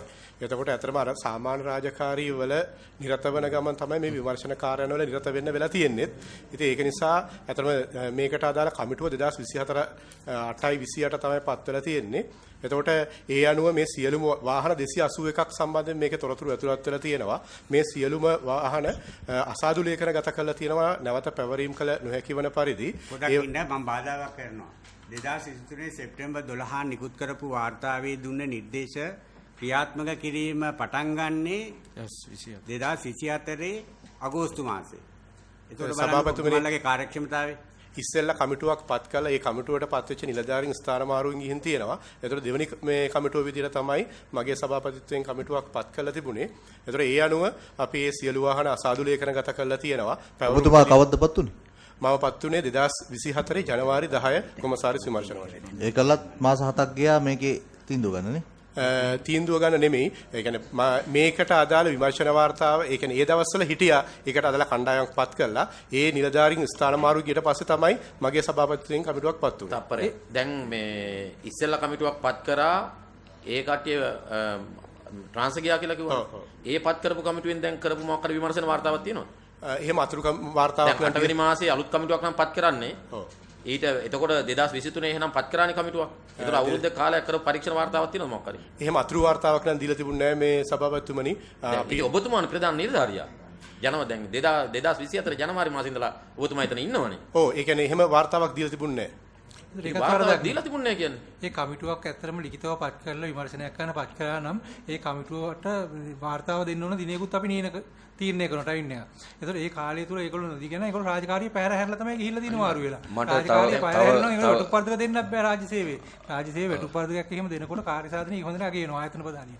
එතකොට අනිවාර්යයෙන්ම කියනවා මෙයා පත් කර රාජකාරිය නිසිලෙස ඉටු කරා කියලා. එතකොට මෙයාට පවරව මූලික රාජකාරිය විමර්ශන රාජකාරිය පැහැර හැරලා ඒ නිලධාරිය වෙටුප්පර්ධකයක් දීලා මාරුලත් ගියා නම් සමහර විශ්‍රාමයක් ගියා නම් විශ්‍රාමයට උත් ගන්න වෙති ලොකු බරපතල වරදක් එයා කළා තියෙන්නේ. ඒකත් ඒ වගේම මේ කවුද නිලධාරිතුමා තව ප්‍රශ්නයක් මට නිකන් මෙතුමා කියද්දි දැන් අර විමර්ශන කොමසාරිස්තුමා කියද්දි දැන් විමර්ශනය කිරීම සඳහා පත් කරපු නිලධාරීන් ඩිපාර්ට්මන්ට් එකේම RME එකේම නිලධාරීන් මොකද? ඩිපාර්ට්මන්ට් එකේ ඔව්. එතකොට දැන් ඒකේ කොහොමද මේක රැකෙන්නේ දැන් දෙපාර්තමේන්තුව ඇතුළේ සිද්ධ වෙච්ච කාරණාවක් පිළිබඳ පරීක්ෂණයක් දෙපාර්තමේන්තුවේ නිලධාරීන් විසින්ම පරීක්ෂණ සභාපතිතුමනි ඒක තමයි දැන් සමහර විමර්ශන සම්බන්ධයෙන් ඇත්තටම බාහිරින් කරනවා නම් හොඳයි කියන එක තමයි අපේ විමර්ශනයේ අපේ නිරීක්ෂණය විශේෂයෙන්ම සමහර අවස්ථාවලදී ඒ වගේ ගැටලු සහිත අවස්ථාවල අපරාධ පරීක්ෂණ දෙපාර්තමේන්තුවට සහ මූල්‍ය වංචා ඒක කොමසාරිස්තුමා අපරාධ එච්චර එහෙට යන්න කලින් දැන් මේක ප්‍රවාහන අමාත්‍යාංශය යටතේ අදාළ ආයතනය. එතකොට අතිරේක ලේකම්තුමා දැන් දෙපාර්තමේන්තුව පිළිබඳවම නිලධාරීන්ට පරීක්ෂණයක් කරනවා නම් එතකොට අමාත්‍යාංශ ලේකම්වරයාගේ භූමිකාව තියෙනව නේද? අදාළ විධිමත් පරීක්ෂණ කණ්ඩායමක් හෝ මේකට අදාළ විමර්ශනයක පත් කිරීමක් කරන්න. නැත්නම් ඒක ඊට පස්සේ දැන් ඒ වාර්තා පිළිබඳව වුණත් ආය අපට කෙනෙකුට බාහිර පාර්ශවයකට යන්න පුළුවන්නේ අර හොරාගේ අම්මගෙන් පේනව හැවුවා වගේ වැඩක් අපි අර සාමාන්‍ය ජන ප්‍රවාදයේ තියෙන කතාවක් වගේ එකක් නේ දැන් මේ ඇහෙන්නේ අපිට. ඒ කියන්නේ මම කියන්නේ අඩු ගානේ අමාත්‍යාංශයේ විමර්ශන නිලධාරී කණ්ඩායමක් හරි ඒක රාජ්‍ය පරිපාලනයේ මාකාරී විමර්ශන කණ්ඩායමකින් හරි වුණා නම් අපිට දෙන නිර්දේශය පිළිගන්න වෙනවනේ. ඒතකොට දැන් ඔබතුමාලා දුන්නත් ඩවුට් එකක් එක්ක තමයි මේක සාධාරණද මේ පරීක්ෂණේ හරිද කියන එක තියෙන්නේ. කලින් කමිටුවේ ස්ථාන මාරුවීම් ලැබලා ගියේ ඔබතුමා යටතේ කමිටුව පත් කරාට පස්සේද පෙරද? මම යටතේ කමිටුව පත් කරන්න පෙර තමයි ඒගොල්ලෝ ස්ථාන මාරුවීම් ගිහින් තියෙන්නේ. එතකොට ස්ථාන මාරුවීම් ලැබලා යන්නේ මොන ආයතනයටද? ඒගොල්ලෝ වෙනත් දෙපාර්තමේන්තු වල තමයි ගිහින් තියෙන්නේ. වෙනත් දෙපාර්තමේන්තු වලට. ඒක අපත් සේවයෙන් ආපු අයද? ශ්‍රී ලංකා පරිපාලන සේවයේ නිලධාරීන් දෙන්නෙක් තමයි. ඒතර යාලට වගකීමක් නැද්ද මේ විමර්ශනය මේ කරන්න ඕන කියලා ස්ථාන මාරුවීම් ලැබලා ගියා? සභාපතිතුමා අර සාමාන්‍ය රාජකාරී අතරේ තමයි මම අර ඉස්සෙල්ලත් කිව්වේ අපිට. ඒතකොට මේකට යම් ගෙවීමක් කරනවද? එහෙම ගෙවීමක් නැහැ. ගෙවීමක් කරන්නේ නැහැ. නැහැ. ඒ කියන්නේ අපේ සියලු නිලධාරීන් මෙතන තියෙන්නේ අපේ සාමාන්‍ය දෛනික රාජකාරී අතරේ තමයි මේ විමර්ශන කටයුතු වල නිරත වෙන්නේ. එතකොට ඒ පිළිබඳ අවබෝධයක් තියෙනවා. එතකොට එතන දාන්නේ තෝරලා ඒ පිළිබඳ අවබෝධයක් තියෙන හැකියාවක් තියෙන ඒ පිළිබඳ හොඳ අවබෝධයක් තියෙන නිලධාරීන්නේ. එතකොට ඒක තමයි ප්‍රමුඛ කාර්යය. සාමාන්‍ය රාජකාරී කරනවා වගේම ඒක ආයතනයේ පැත්තෙන් අත්‍යවශ්‍ය කාරණයක් කෝපයකේ නිර්දේශයක්. එතකොට යාලට එහෙම මගහරින්න බෑ තව දෛනික රාජකාරී තිබුණා කියලා. එතකොට පළවෙනි කමිටුව මේ වගකීම අත්හැරලා තියෙන්නේ. ඒතර ඔබතුමාගේ යටතේ පත් වෙච්ච කමිටුවක් දවස් 2යි රැස්ුනේ. දවස් 2කට වඩා රැස් වුණා. එතකොට අපි දැනට සියලු වාහන අසාදු ලේඛනගත කරලා තියෙනවා. ඊට පස්සේ ආදායම් බලපත්‍ර ලබා ගැනීම තහනම් කරලා තියෙනවා. ඒ වගේම අපි මෙතන වාහන 281ක් තියෙනවා. මේ වාහනවල ඇතරම මේ සභාපතිතුමා මේක දීලා තියෙන්නේ අපිට පළාත් මෝටර රථ කොමසාරිස්වරුන්ගේ දත්ත පද්ධතිය සහ අපේ දත්ත පද්ධතිය ආශ්‍රයෙන් තමයි මේක කරලා තියෙන්නේ මේ විගණනය. එතකොට විශේෂම මධ්‍යම පළාත සහ වයඹ පළාත කියන පළාත් මෝටර රථ දෙපාර්තමේන්තු දත්ත පද්ධතිය සහ අපේ දත්ත පද්ධතිය සංසන්දනය කරලා එතකොට මේ දෙක අතර පරස්පරතා තියෙන අවස්ථා 281ක තමයි මූලිකව තියෙන්නේ. ඊට අමතරව තොරතුරුත් තියෙනවා. එතකොට ඒ අනුව සමහර ඒවා විශේෂයෙන්ම වංචනික කාර්යයක් වගේ වෙන්න පුළුවන් කියලා නිරීක්ෂණ වන ඒවෙදී අපි පුද්ගලයන්ගේ භෞතික පරීක්ෂාවක් කරන්න ඕනේ සියලු වාහන. ඒතර ඒකට අපි කටයුතු කරලා තියෙනවා. සමහර පුද්ගලයෝ ඒක දැනුම් දුන්නට ඒක ආවේ නැති අවස්ථාවලදී අපි පොලිසියට දැනුම් දීලා තියෙනවා අත්අඩංගුවටගෙන හරි මේක ඉදිරිපත් කරන්න කියලා. මර්ජන් කොමසාරස්තුමා නිශ්චිතව කියන්න ඔබතුමා දැන් අලුතෙන් කමිටුවක් පත් කරානේ. ඔව්. ඊට පෙර කමිටුවක් හිටියා කියලා කිව්වා නම් කරා. කී දිනෙද්ද? 3 දිනක්. ඒ 3 දෙනාගේ ඒ කියන්නේ නම් ටික ගන්න පුළුවන්. ඒ නම් ටික ගන්න පුළුවන්. ඒ 3 දෙනා එතකොට එක සැරේමද මේ ට්‍රාන්ස්ෆර් වෙන්නේ? ඔව් ස්ථාන මාරුවීම් උනේ එක දිනේමද එක වකවානුවේමද? නෙමෙයි දින දෙකකදී තමයි ගියේ. එතකොට එහෙමනම් ඔබතුමාගේ වගකීමක් තියෙනවානේ. කොයි වගේ කාල පරාසයක් ඇතුළතද ඒ කියන්නේ ට්‍රාන්ස්ෆර් ගියේ? ඒ කියන්නේ 3 දෙනාම එක දවසේ ගියා නෙමෙයිනේ. නෙමෙයි. 3 දෙනාම එක මාසය ඇතුළේ ගියාද? නෑ එක මාසෙත් නෙමෙයි. එක මාසෙත් නෙමෙයි. එතකොට නිශ්චිතයි. එහෙනම් එක්කෙනෙක් වේලාසනින් ගියා. එතකොට එහෙනම් අඩුව පුරවන්න එපා ඉස්සෙල්ලා. ඒක කරාද ඔබතුමා? කොමසාරිස්තුමාට වගකීම තියෙනවා. කොමසාරිස්තුමා. ආ රයිට්. කොමසාරිස්තුමා ඒක කරාද ඔබතුමා? ඔව්. ඒක නිලධාරියෙක් අඩු වුණාම තමයි නිලධාරිය පත් කරලා තියෙන්නේ සභාපතිතුමා. ඒ කියන්නේ මෙතුමාද? ඔව්. මෙතුමා. එතකොට සභාපතිතුමා පත් කරපු සභාපති හැටියට පත් කරපු නිලධාරියා ස්ථාන මාරු වෙලා ගියාම තමයි කමිටුවට සභාපතිතුමා අලුතෙන් පත් කරලා තියෙන්නේ. මෙතුමා අලුතෙන් පත් කරේ. එතකොට ඉතුරු දෙන්න ඔබතුමා පත් වුණාට පස්සේ ඉතුරු දෙන්න ගියාද? ඔව්. ඉතුරු දෙන්නත් ගියා. ඉතුරු දෙන්නත් ගිහිල්ලා. හරි. ඉතුරු දෙන්න මේ සභාපතිතුමා දැන් මමත් එක්ක 3 දෙනෙක් අලුතෙන් පත් කරා. එහෙම තමයි උනේ. ඒ කියන්නේ අර එක්කෙනෙක් ට්‍රාන්ස්ෆර් වෙලා ගියාට පස්සේ සම්පූර්ණ කමිටුව අහෝසි කරා. ඔව් අලුතෙන්ම කමිටුව පත් කරා. අලුතෙන්ම කමිටුව පත් කරා. මොකක්ද ලිඛිතව ඩීටේල් තියෙනවද ඔබතුමා? ඔව්. ලිඛිතව තියෙනවා පත්. ලිඛිතව තියෙනවා. ඔව්. ඒ පත් කරපු කමිටුවේ ප්‍රධානියා මෙතුමා අලුතෙන් 3 දෙනෙක් පත් කරා. ඔව්. ඒ පත් කරුවේ 2024 8 වෙනි මාසයේ. ඒ කමිටුවෙන් මේ විමර්ශන වලට ලක් කරගත්ත නිලධාරීන් කවුද?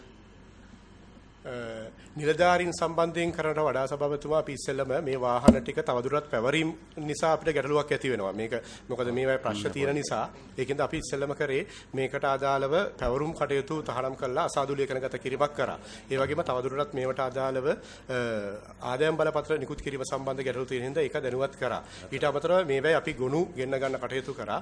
ඊට අමතරව මේවා භෞතික පරීක්ෂාවක් කරන්න ඕනේ. මොකද ඇත්තටම අර කිව්ව විදියට චැසි නම්බර් සහ එන්ජින් නම්බර් ඔය වගේ දේවල් වල වෙනස්කම් එක්ක තමයි ගොඩක් ඒවා තිබුණේ. ඒකින්ද භෞතික පරීක්ෂාවට අපි කටයුතු කරා. එතකොට මේ තවම අපි අර මුල් ගොනුත් ලබාගෙන භෞතික පරීක්ෂාව කියන්නේ අදාළ වාහනේ අදාළ CSIන් දැකලා තහවුරු කරගෙන. අපේ එක්සැමිනර් මහත්වරු බලලා එන්ජින් 281ම භෞතික පරීක්ෂාවට ලක් වුණාද? නෑ ඒක තමයි අපි ඒ සඳහා ඒ කියන්නේ එකපාරටම 281 සඳහා කටයුතු කරේ නෑ.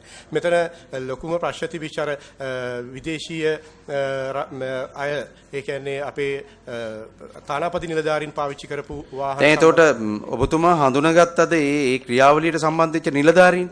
ආයතන ඇතුලේ නිලධාරීන් තාම නම් හඳුනාගත්තේ නෑ සමහර. හඳුනාගත්තේ නෑ. ඒතර අවුරුදු 3ක් විතර ගත වෙලා තියෙනවා කිසිදු නිලධාරියෙක් ඊට අදාළව හඳුනා ගැනීමක් කරේ නෑ. ඒතර කොමසාරිස්තුමාගේ පැත්තෙන් අපට උත්තරයක් දෙන්නකෝ මේ වාර්තාව දැන් ඔබතුමාගේ කාලේ ලැබිච්ච එක. ඒතර විමර්ශන වාර්තාවට අදාළව ලැබිච්ච තොරතුරු අනුව ඔබතුමා මොකද්ද ගතපු ක්‍රියාමාර්ගය?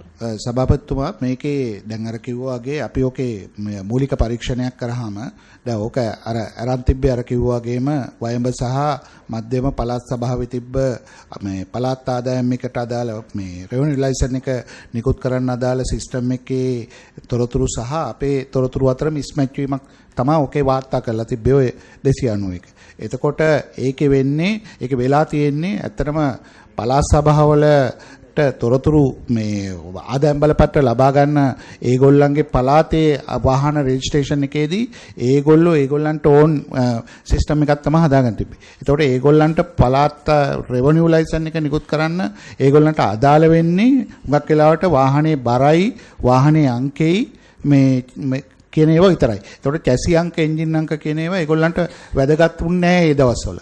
ඒතකොට ඒගොල්ලන්ට ඒකේ ෆිල් කරනකොට සමහර ඒවා ඇත්තටම තියෙන තොරතුරු නෙවෙයි එන්ටර් කරලා තිබුණේ. එතකොට ඒ පළාත් කාර්යාලය මෙහෙ වෙන්නේ කාගෙන්ද? ඒක පළාත් සභාවෙන් වෙන්නේ. පළාත් සභාව. එතකොට එකම නීති රිගුලාසියට නෙමෙයි දෙක වෙන්නේ. නෑ ඒක අපිට මධ්‍යම රජයට අයිති කාර්යයක් නෙමෙයි. ඒක පළාත් සභා කාර්යයක් හැටියට තමයි කෙරෙන්නේ. එතකොට ඒක අපේ අධීක්ෂණේ නෙවෙයි සිද්ධ වෙන්නේ. එතකොට ඒ තිබිච්ච තොරතුරු නෑ අධීක්ෂණ ක්‍රියාවලිය නෙමෙයි අහන්නේ. හැබැයි දැන් මෝටර රථ සම්බන්ධයෙන් සියලුම කාරණා වලට බලධාරියා ඔබතුමානේ. හරිද?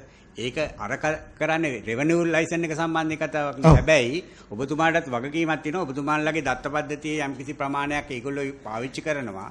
එතකොට ඒගොල්ලෝ කරලා තියෙන කාර්ය හරිද වැරදිද කියලා බලා ගන්න. මොකද මෙච්චර විශාල සංඛ්‍යාවක් වාහන රෙජිස්ටර් වෙන්නේ නැතුව ආදායම් බලපත්‍ර නිකුත් වෙනවා නම් ඒක ගැටලුවක්. ඒක ඔබතුමාට ගැටලුවක් නේ. ඒ කියන්නේ ඒවා රෙජිස්ටර් වෙන්නේ නැතුව ලංකාවේ ඇතුලේ රට ඇතුලේ දුවනවා. නෑ විගණකාධිපතිතුමා ඇත්තටම එතන මේ ගැටලුව මතුවලා තිබ්බේ මේ රෙජිස්ටර් නොවි දුවනවා කියන එක නෙමෙයි. ඇත්තටම රෙජිස්ටර් වෙලා තිබුණා. පළවෙනි මේ ඔය මේගොල්ලෝ තිබිච්ච පද්ධතිය ඇතුලේ තොරතුරු වෙනස් කිරීම තමයි ඒ පළාත් සභාව Taman තොරතුරු එන්ටර් කරගන්නකොට දැන් චැසි අංකේ ගහනකොට ඒගොල්ලෝ සමහර ඒවා ඉංග්‍රීසි අකුර ගහලා නැහැ. ඒගොල්ලන්ගේ පද්ධතියට. එතකොට ඒවා අපේ පද්ධතියට එනකොට මිස්මැච් වෙලා තියෙනවා. එතකොට ඒ තොරතුරු අපි ගාව තියෙනවා. එතකොට ඊට අමතරව දැන් ඔබතුමාලට මතක ඇති අර QR කෝඩ් එක තෙල් වලට හඳුන්වා දීපු අවස්ථාවේදී පළවෙනි අවස්ථාවේදී එන්ජින් අංකයයි වාහනේ රෙජිස්ට්‍රේෂන් මේ චැසි අංකයයි වාහනේ රෙජිස්ට්‍රේෂන් අංකයයි දීලා තමයි QR කෝඩ් එකට රෙජිස්ටර් කරගන්න තිබ්බේ. එතකොට ඒ රෙජිස්ටර් කරපු වෙලාවේ ලොකු බල්ක් එකක් මේ දෙපාර්තමේන්තුවට ඇවිල්ලා තිබ්බා ඒව මිස්මැච් කියලා වදිනවා කියලා. එතකොට ඒකට හේතු වෙලා තිබුණේ ඒ QR කෝඩ් එක නිකුත් කරන්න අරන් තිබුණේ පළාත් සභාවේ තියෙන තොරතුරු පද්ධතිය. එතකොට ඒකත් එක්ක ගත්තාම ඒ තොරතුරු වල තියෙනවා වෙනස් වීමක්. ඒ වෙනස් වීම වෙලා තියෙන්නේ අරගොල්ලෝ තොරතුරු පද්ධතියට එකතු කරගන්නකොට දැන් ওই වාහන 291ට අදාළව අපි රිපෝට් එකක් අරන් බැලුවා. ඒ අනුව ඒකේ ෆර්දර් රිපෝට් එක ඉස්සරහට යනවා. නමුත් මේ සාම්පල් හැටියට අරන් බලපුවාම ඔය කියන වෙනස්කම තමයි වෙලා තියෙන්නේ. ඒක මගේ පරිගණක අංශයේ තහවුරු කරાવી සියංක වෙනස් වෙන්න බෑනේ. කැසි අංකේ පළාත් සභාව කරත් මධ්‍යම ආණ්ඩුව කරත් නෑ කැසි අංකේ පළවෙනි අධියරේදී ඒගොල්ලෝ මම ඒක තමයි කිව්වේ පළාත් සභාව හදාගෙන තිබ්බේ තම තමන්ට අදාළ ක්‍රමවේදයක්. එතකොට ඒක ඇතුලේ තමයි ඒගොල්ලෝ කැසියංක ඒගොල්ලන්ට පළවෙනි ඔය ෆස්ට් ස්ටෙප් එකේදී තිබ්බා ඒගොල්ලන්ට ඕනි ඩීටේල් එකක් එඩිට් කරගන්න පුළුවන් ඒගොල්ලෝ ආදායම් බලපත්‍ර නිකුත් කරන්න. ඒ දීලා තියෙන පද්ධතිය ඇතුලේ. ඒක ඇවිල්ලා මම ඊට පස්සේ ආවට පස්සේ මම ඇත්තටම ඒකේ දෙවනි මේ ස්ටෙප් එක හැටියට වහම වෙනස් කරා කිසිම තොරතුරක් එඩිට් කරන්න බැරි වෙන්න සහ URL 2 කියන පද්ධතිය අලුතෙන් හදලා දැන් සම්බන්ධ කරලා තියෙනවා. එතෙක් අපිට ලින්ක් එකක් කිසිම තොරතුරක තිබුණේ නැහැ අරගෙන කලින් මේ පද්ධතිය ඇතුලේ. ඒතකොට දැන් මේ දෙවනි අලුතෙන් හඳුන්වා දීපු පද්ධතිය මේ වෙනකොට සකස් කරලා ඒගොල්ලෝ දැන් ක්‍රියාත්මක කරන්න පටන් ගන්න තියෙනවා. තාම බස්නාහිර පළාත් සභාව ඒකට ඇතුළත් වෙලා නැහැ. අනිත් ඒවායේ තොරතුරු අපිට ගන්න පුළුවන් වෙන විදිහට මේ ආදායම් බලපත්‍ර සිස්ටම් එක මේවා කරලා තියෙනවා. ඔබතුමා ඒක ඒගොල්ලන්ගේ මේ පළාත් සභාවේ ප්‍රතිපත්ති තීරණයක් මොකක් හරි ගැටලුවක් තියෙන්නේ. ඒගොල්ලෝ ඒකට ඇතුළත් වෙලා නැහැ. ඔබතුමා දැන් ඔව් මගේ දත්ත කියන්නේ වාහන රෙජිස්ට්‍රේෂන් එක අනිවාර්යයෙන්ම ඕනේ. ඔව් වාහනේ රිනීවල් එකක් නෙමෙයි. ඔව් නමුත් එතකොට වෙන්නේ අපිට රෙකෝඩ් එකක් එන්නේ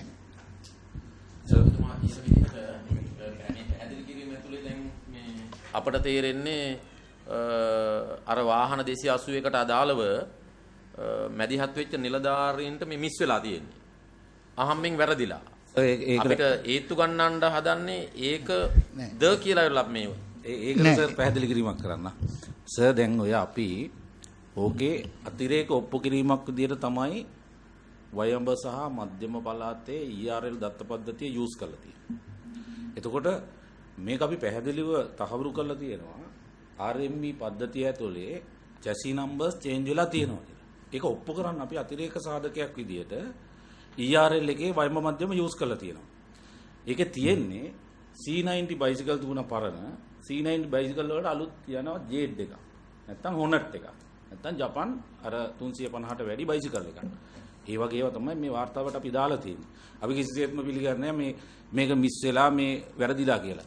එතකොට අපි අහනවා ප්‍රශ්නයක් වයඹ මධ්‍යම පළාතේ පළාත් ආදාය පද්ධතිය දිගටම රෙවොඩියු ලයිසන් ගියපු බයිසිකලයක් C90ට. එහෙම නැත්තම් 50ට. එහෙම නැත්තම් Yamaha බයිසිකල් එකකට පොඩි බයිසිකල් එකකට. ඊට පස්සේ එනවා ජේඩ් එකක් හොනට් එකක් නැත්තම් Yamaha ලොකු බයිසිකලයක්. ඒක අපි තහවුරු කරන්න ගත්තු අතිරේක සාධකයක් ගැන තමයි මේ කතා කරන්නේ. ඒ අතිරේක සාධකය ගැන ප්‍රශ්නයක් තියෙනවා නම් ඒක වෙනම ගන්න ඕන. සිස්ටම් එකේ මේ වාහන වල chassis අංග වෙනස් වෙලාද නැද්ද කියන එකට අපිට පැහැදිලි උත්තරයක් දෙන්න ඕන. එහෙමනම් ඉතින් අපේ පැත්තෙන් මොකක් හරි වරදක් වෙලා තියෙනවනේ නේද පුදුමකෝ වගේ. අපි නිලධාරී විදියට මේක හරියට බලන්නේ නැතුව රිපෝට් එකක් දැම්මා වගේනේ. ඒක අපි ප්‍රතික්ෂේප කරනවා සහ බැහැර කරනවා. අපි අතිරේක සාධකයක් විදියට අරගෙන තියෙනවා. ඒකේ හරි පැහැදිලිව තියෙනවා. RMB එකෙන් යම්කිසි දවසක චේන්ජ් එකක් වෙලා තියෙනවා. ඒකේ තියෙනවා RMB සිස්ටම් එකේ ලොග් එකක් නැති වුණාට ERL එකේ තියෙන ලොග් එකක්.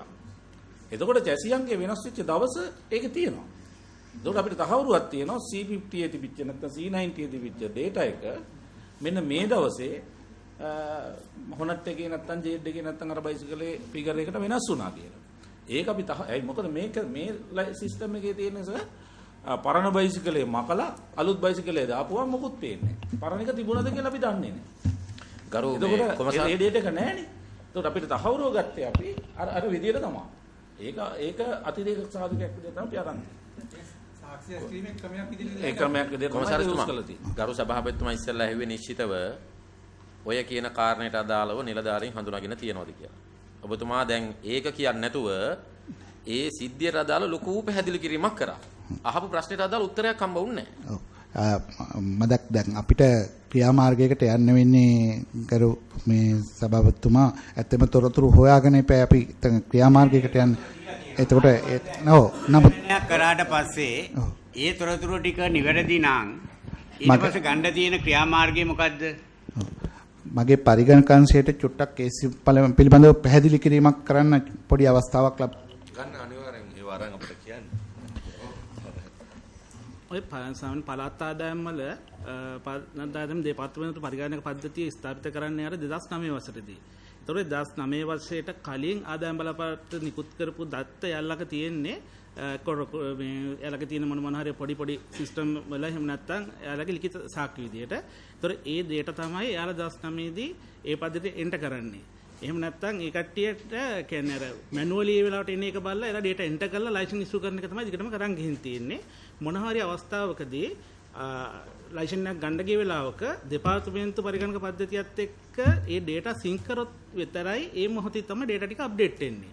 ඒතර ගොඩක් වෙලාට අපේ ජනමත්ය කිව්ව කතාවේදී ඒ data අප්ඩේට් වෙච්ච date එක සහ ඒ data වල වෙනස පෙන්වන්නේ අන්නේ අවස්ථාවේදී. ඒක දැන් අපි අතර මේක කීපයක් අපි ගිහින් ෆයිල් එකක් බලලා චෙක් කරා. ඒ චෙක් කරපු ෆයිල් වලත් ඒක ඒ විදිහටම අපිට අඳුර ගන්න පුළුවන් වුණා. එතෙන්ද අපි කොහෙත්ම කියන්නේ ඒක වැරදි ඒක ඔක්කොම නිවැරදි කියලා සමහරට වෙන විදිහට තියෙන්න පුළුවන්.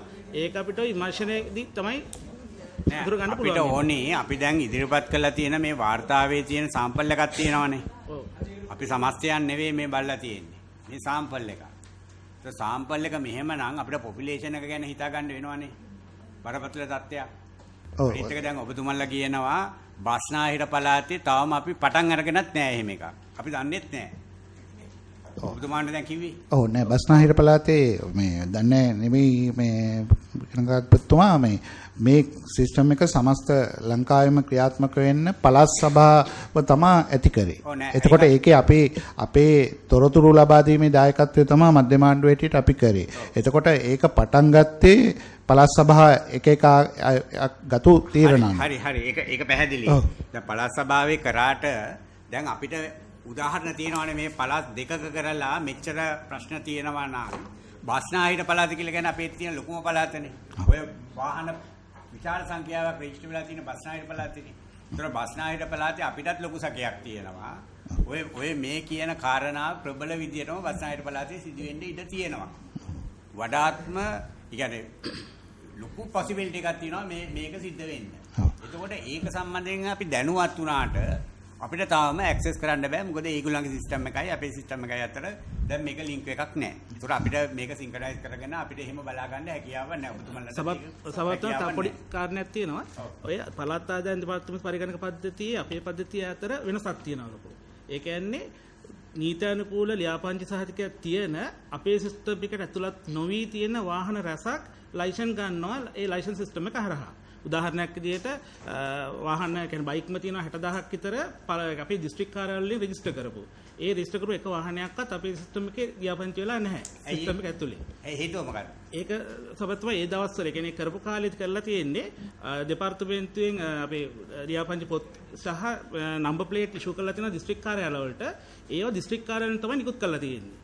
ඒව අපේ සිස්ටම් එකේ නැහැ. දැන් මේ වෙනකොට අපේ දිස්ත්‍රික් කාර්යාලය කියලා කියන්නේ ඔබතුමාලගේම කාර්යාලයක්නේ. ඔව් සමහරවිට ඒතර ඒවට අපේ ලින්ක් එකක් නැහැ. කියන්නේ අපේ ඒ ලින්ක් එකක් නැත්තම් ලින්ක් එකක් හදන එක ඔබතුමාලගේ කාර්යයනේ. මම කියන්නේ ඔබතුමාට නෙවෙයි. ඔව් සමහරවිට දැන් ප්‍රධානයේ කාර්යයනේ. දැන් තමන්ගේ බ්‍රාන්චස් ඕපන් කරනවා නම් වෙන පළාත්වල ඒ ටික ලින්ක් කරගන්න තව ආයේ ඒක නෑ ඒක අපේ එකක් නෙවෙයි. ඒගොල්ලෝ කරලා තියෙන්නේ කියලා එහෙම වගකීමෙන් මිදෙන්න බෑ. ඔව් ඒක ඇත්තටම ඒකේ වෙලා තියෙන්නේ දැන් 184ක් වෙච්ච මේ වාහන පද්ධතිය තුමා කියප එක බරවත්ල කතාවක් එහෙම නැත්නම් 184ක් වෙච්ච නැති වාහන ගොඩක් ඔය සිස්ටම් එක ඇතුලේ නැති. ඔව් 184ක් වෙච්ච වාහන පද්ධතිය ඇතුලේ 142ක් තියෙන බයිසිකල්. එතකොට මේ බයිසිකල් වල පහුගිය ඒ අතීත කාලේ ආපු බල්ක් එක මේ නාරායන්පිට ඔෆිස් එකට රෙජිස්ටර් කරන්න බැරි හන්දා එක දිගට කරගෙන යන්න බැරි හන්දා මේක ප්‍රාදේශීය කාර්යාල වලට දීලා තියෙනවා.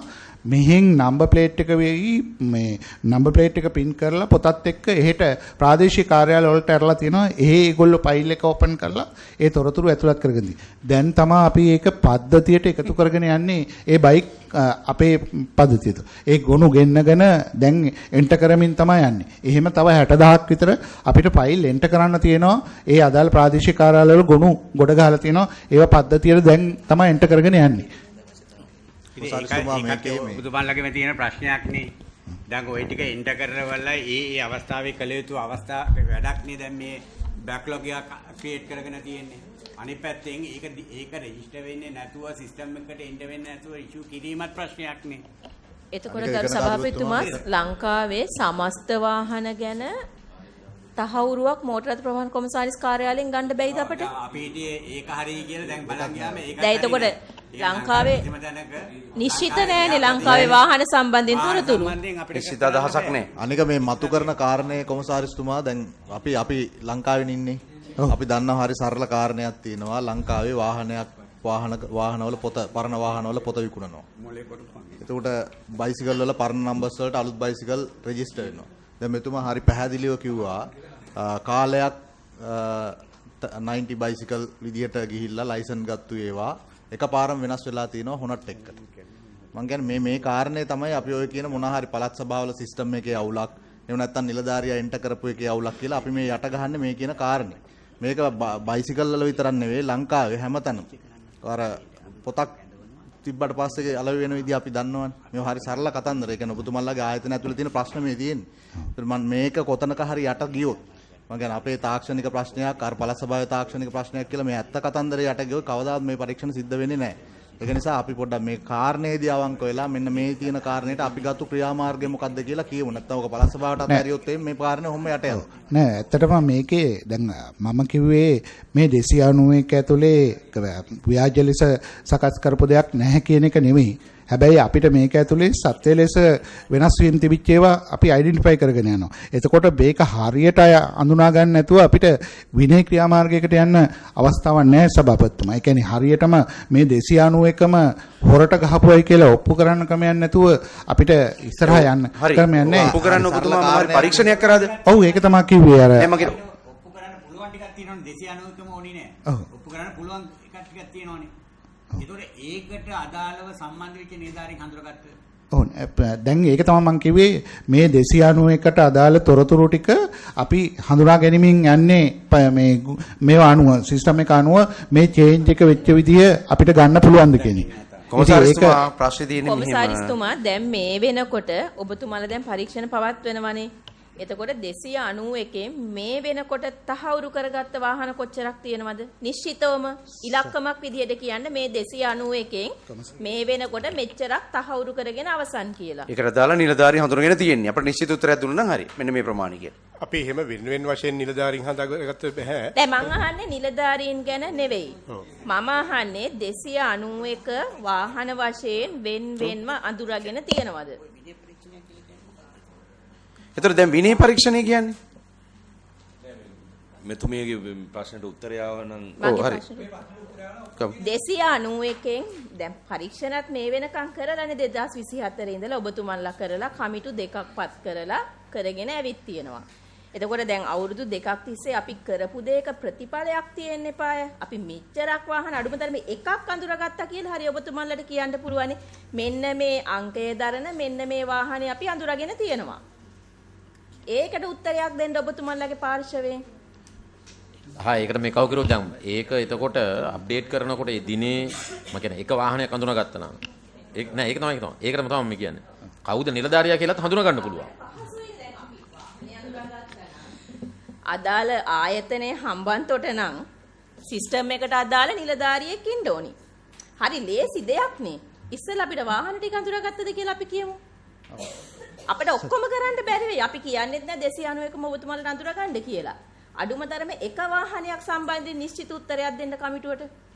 කමිටුව විදියට අර 253 34 62 කියලා මට අංකේ මතක හම්බන්තොට දිස්ත්‍රික්කයේ එක ඒකේ හඳුරගෙන තියෙනවා. හරි. එතකොට ඔබතුමන්ලා දැන් ඒකට අදාළව නිලධාරියෙක් හඳුනාගෙන තියෙනවද සිස්ටම් එකට ඇතුළත් කරපු නිලධාරීන් හඳුනාගෙන තියෙනවා. ඔව්. එතකොට ඒ සම්බන්ධයෙන් මොනම හරි මේ වෙනකොට ක්‍රියාමාර්ගයක් ආරම්භ කරලා තියෙනවද? අපි නිලධාරීන් කැදවලා තවම ප්‍රකාශ සටහන් කර ගැනීම නම් කරලා නැහැ. එතකොට එක වාහනේද මේ කාල සීමාවට මඳුරගෙන තියෙන්නේ? මෙහෙමයි අර මම ඉස්සෙල්ලා කිව්ව විදියට සියලු වාහන අසාදුලේඛනගත කරලා අපි පොදුවේ තමයි කටයුතු කරේ භෞතික පරීක්ෂාවට ඒ විදියට. අපි නිලධාරීන් අපිට බැරිද කොමසාරිස්තුමා දැන් කාල සීමාවක් අරගෙන දැන් මේක දැන් 22 වාර්තාවක් නේ. රජයට පාඩුවකුත් වෙලා තියෙනවා. අපි ඒක පිළිගන්න ඕනිනේ. එතකොට මේක විධිමත්ව ඉක්මන්ව කරන්න බැයිද අපිට මේක? ඕක සොයාගත්තේ ඔබතුමන්ලාගේ විමර්ශන ඇතුළේද? නෑ මේ විගණනයත් පෙන්නලා දීලා තියෙනවා. විගණනයත් පෙන්නලා දීලා තියෙනවා. ඒතකොට කොමසාරිස්තුමා දැන් විගණනේ නිලධාරියාට දැන් තර්ජන ඇවිල්ලා ඒ මනුස්සයා මේ ආරක්ෂා සහිතව ගෙදර ඉන්නේ. නෑ මේක බරපතලකම තියෙන්නේ. ඔව් ඒක තමයි දැන් මෙතන දැන් විගණනය විසින් වාහන ප්‍රමාණයක් ඔබතුමාලට තහවුරු කරලා දීලා තියෙනවා. එතකොට ඔබතුමාලට තියෙන්නේ දෙපාර්තමේන්තු කාර්යය තහවුරු කරලා ඊට අදාළ කරන ඊළඟ පියවරට යන්නනේ. අදාළ පරීක්ෂණෙන් 50% කරලා දීලා තියෙන්නේ. එතකොට දැන් මෙන්න මෙතන තමයි ප්‍රශ්නේ දැන් ඔබතුමාලගේ පරීක්ෂණ කාල සීමාව ඇතුලේ මේ ඒ නිසා දැන් මේ නිශ්චිතව වෙන්න ඕනකම තියෙන්නේ මේ මෙන්න මේ හඳුරගත්ත ටික දැන් මේ විගණනයෙන් පැහැදිලි නෙවෙයි සංඛ්‍යාවක් කියනෝනේ මෙච්චරක් කියලා. එතකොට දැන් ඒ නිලධාරීන් සම්බන්ධ කවුරු හරි තොරතුරු ඇතුළත් කරපු අයට අදාළව නිදහසට කරුණු විමසලා හරි ඔබතුමාලා මොන හරි කරුණක් කියලා තියෙනවද? ලීඛිතව දීලා තියෙනවද? දෙපාර්තමේන්තු ප්‍රධානියෙක් හෝ අමාත්‍යාංශ ලේකම් ඒ පිළිබඳ පියවරක් කරන් තියෙනවා. දැන් අපි මේ කාරණේ අද නිස්කාරණේ වැඩක් මේ කරන්න කියලා නැවත නැවත කියන්නේ ඔබතුමාලටත් රාජ්‍ය සේවය ගැන අදහසක් තියෙනවා, අපටත් රාජ්‍ය සේවය ගැන අදහසක් තියෙනවා. ඉතින් මේ දෙක තැලි නිසා තමයි මේ ඊළඟ පියවරට යන්න බැරි ප්‍රශ්නේ අපි ඉන්නේ. අපේ සාමාන්‍ය මූලික පරීක්ෂණයකදී එතකොට ඒකට අදාළව යම් චූදිත නිලධාරියෙකුට විරුද්ධව චෝදනා පත්‍රයක් සකස් කළා ඒකට අදාළව විධිවත් පරීක්ෂණය සඳහා අවශ්‍ය ලේඛන සමග අපි චෝදනා පත්‍රයක් කෙටුම්පත් කරලා දෙන්න ඕන. ඉතින් ඒක තමයි. ඒක නිසා මේ පරීක්ෂා කිරීමෙන් අනතුරුව තමයි සාමාන්‍යයෙන් අපි නිලධාරියෙක් සම්බන්ධයෙන් කටයුතු කරන්නේ. මෙහෙම කරමු. ගරු මන්ත්‍රීතුමා තීන්දුව තියෙනවනේ. ඔබතුමාලගේ ওই කමිටු තීන්දුවට අදාළව දැන් ඔබතුමා ගත්ත ක්‍රියාමාර්ගයක් කිව්වා මේ වාහන ටික අසාදු ලේඛන ගත කරා සහ ඉදිරියේදී ආදායම් බලපත්‍ර දෙන එක නතර කරා කියලා. මම කියන්නේ ඒකට කමිටුවක් දාන්න ඕනේ නැහැ. කොමසාරිස්තුමාට බලය තියෙනවා. කොමසාරිස්තුමාට මේ වගේ නියෝගයක් ආවට පස්සේ විගණකාධිපතිවරයා ඇවිල්ලා මෙච්චර වාර්තාවක් දුන්නාට පස්සේ ඔබතුමා කරන්න ඕන පළවෙනි කාරණේ තමයි ඕක. ආය කමිටුවද දාන්න ඕනේ නැහැ නේ. ඒතර කමිටුවෙන් ගන්න ඕන තීන්දුවක් නෙවෙයි. කමිටුව දාන්නේ මේකට අදාළව ගන්න ක්‍රියාමාර්ග. නිලධාරීන් මොකද කරේ? ඒකට විනය පරීක්ෂණ තියන්න ඕනද ඒක. ඒතර දැන් මේ ඔබතුමා ගන්න ඕන තීන්දුවක් කමිටුවකින් අරගෙන ඒක අවසාන තීන්දුව බවට පත් කරගෙන මෙතන ඉඳන් අපි කතා කර කර ඉන්නවා නේ. මේකේ මේ ගරු සභාපතිතුමා දැන් මේ පෙනී යන විදිහට ඉතින් මේ විගණකාධිපති දෙපාර්තමේන්තුව මේ නිලධාරි මහත්වරු මේ කාලේ වැය කරලා ජනතාවගේ මුදල් කෝපා කමිටුව කැඳවලා ඉවර වෙලා මේ මෙච්චර මේ වාර්තා පිටු ගණන් හදලා ඉවර වෙලා නේ ඒක ගැන විනය පරීක්ෂණයක් නැත්තම් විනය ක්‍රියාමාර්ග නැත්තම් ඉතින් අපරාධිනිය ඔක්කොම කාලේ. අනිත් එක සභාපතිතුමා විගණාධිපතිතුමනි මේ මෙතන පොඩි බරපතල කාරණාවක් මතු කරන්න ඕනි. දැන් මේ මහන්සි වෙලා විමර්ශනයක් කරලා රිපෝට් එකක් ඉදිරිපත් කරාට පස්සේ මෙතුමන්ලා දෙපාර්තමේන්තුව පැත්තෙන් මතයක් ගේන්න උත්සාහ කරනවා මේක මේ පළාත් මේ සභාවේ තියෙන RMV එකේ දත්ත පද්ධතියට data enter කරනකොට වැරදීමකින් අකුරක් හැලිලා ආපු මිස්මැච් එකක් කියලා ඔප්පු වගේ මතයක් ගේන්න හදනවා. ඒක ඊටාම බරපතලයි. නොමග යවීමක් පාර්ලිමේන්තුව නොමග යවීමක් ජනතාව නොමග යවීමක්. මොකද මේකේ උදාහරණ තියෙනවා මේ බලන සමහර රෙකෝඩ්ස් වල වෙනස් වෙලා තියෙන්නේ චැසි අංක විතරක් නෙමෙයි. එන්ජින් අංකය, චැසි අංකය, තාරබර, ආසන ගණන, වාහන වර්ගය, නිෂ්පාදිත වර්ෂය ඔක්කොම වෙනස් වෙලා ෆුල් රෙකෝඩ් එක. මේ කියන්නේ සම්පූර්ණයෙන් වෙනම වාහනයක් එතනට අප්ඩේට් කරලා තියෙන දිනේ තියෙනවා 2022 ජනවාරි 12 10:32 කියලා. එදාට data enter කරපු මැෂින් එකේ ඔපරේට් කරපු කෙනාගේ පාස්වර්ඩ් එක බලාගත්තාම කවුද කියලා හොයාගන්න පුළුවන්. මේක මහා මැජික් එකක් නෙමෙයි. සාමාන්‍යයෙන් 8 වසරේ මේ වගේ ඉන්න ළමයෙකුට IT කරන ළමයෙකුට මේක කරන්න පුළුවන් වැඩක්. මේක ජනතාව සහ පාර්ලිමේන්තුව නොමග යවන්න උත්සාහ කරන්න එපා. කරුණා කරලා ඔබතුමාලා මේ වැදගත් රිපෝට් එක මේ නිකන් අත්වැරදීමකින් data entry කරද්දී පොඩි අකුරක් හැලිච්ච එකක් පදනම් කරගෙන මේක ආවේ වගේ අදහසක් ගන්න හදන්න එපා. මොකද මෙතෙක් කල් පැවතිච්ච පාර්ලිමේන්තු හරි කෝපා කමිටු හරි වගේ නෙමෙයි මේක. රජයත් එහෙම ආණ්ඩුවත් එහෙමයි. අපිත් රාජ්‍ය සේවයේ අවුරුදු 10 15 අපිත් රාජ්‍ය සේවයේ ආයතනවල ලංකාව පුරා වැඩ කරලා ඇවිල්ලා ඉන්නේ. රාජ්‍ය සේවය පිළිබඳව අපිට අදහසක් තියෙනවා. මේ පාස්වර්ඩ් එකක් තියෙනවා මේ. වෙනස් කරපු එකේ පාස්වර්ඩ් එක. මේක අලුතෙන් කරන්න පරීක්ෂණයක් මොකුත් නෑ.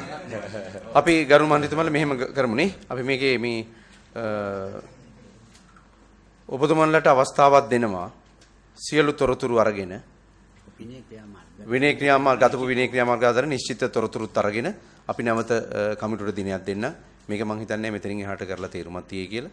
ඒ නිසා අපි අද දවසේ මේ කෝපා කමිටුවේ සභාපතිතුමා එක අර 2019 දැන් කමිටු වාර්තා මෙතුමන්ලා එව්වා කියනවනේ ඒ සම්බන්ධයෙන්ුත් නිශ්චිත තොරතුරු අඩුම වශයෙන් ඉලක්කම් සහිතව කරුණු දක්වන්න බැයි නම් ගත්ත ක්‍රියාමාර්ග දන්න නිලධාරියෙක් හරි ඇතිනේ කට කතාවට හරි කියයිනේ මේකට මේ ඇක්ෂන් එක ගත්තා කියලා ඒ සම්බන්ධයෙන්ුත් යම් තොරතුරු තියෙනවා ඒ තොරතුරුත් මේ ගොනුවට ඇතුළත් කරන්න කියලා අපි දැනුවත් කරමු. ඔව් අපි මේ කලින් මේ මෙතුමන්ට පෙර හිටපු කොමසාරිස්තුමා කැඳවන්න අපි නිර්දේශයක් කරනවා. ඊට පස්සේ ඊට කලින් විමර්ශන කමිටුවට පත් කරපු නිලධාරීන් 3 දෙනා නැවත කැඳවන්න කියලා. ඔව් ඒ නම් ටික අපට දුන්නා නම් අපට පුළුවන් කමිටුව කැඳවන්න. අපි වෙන දවසක් දාගෙන සාකච්ඡා කරමු. මේකේ තේරුමක් නැහැ මෙතනින් හට. ඔව්.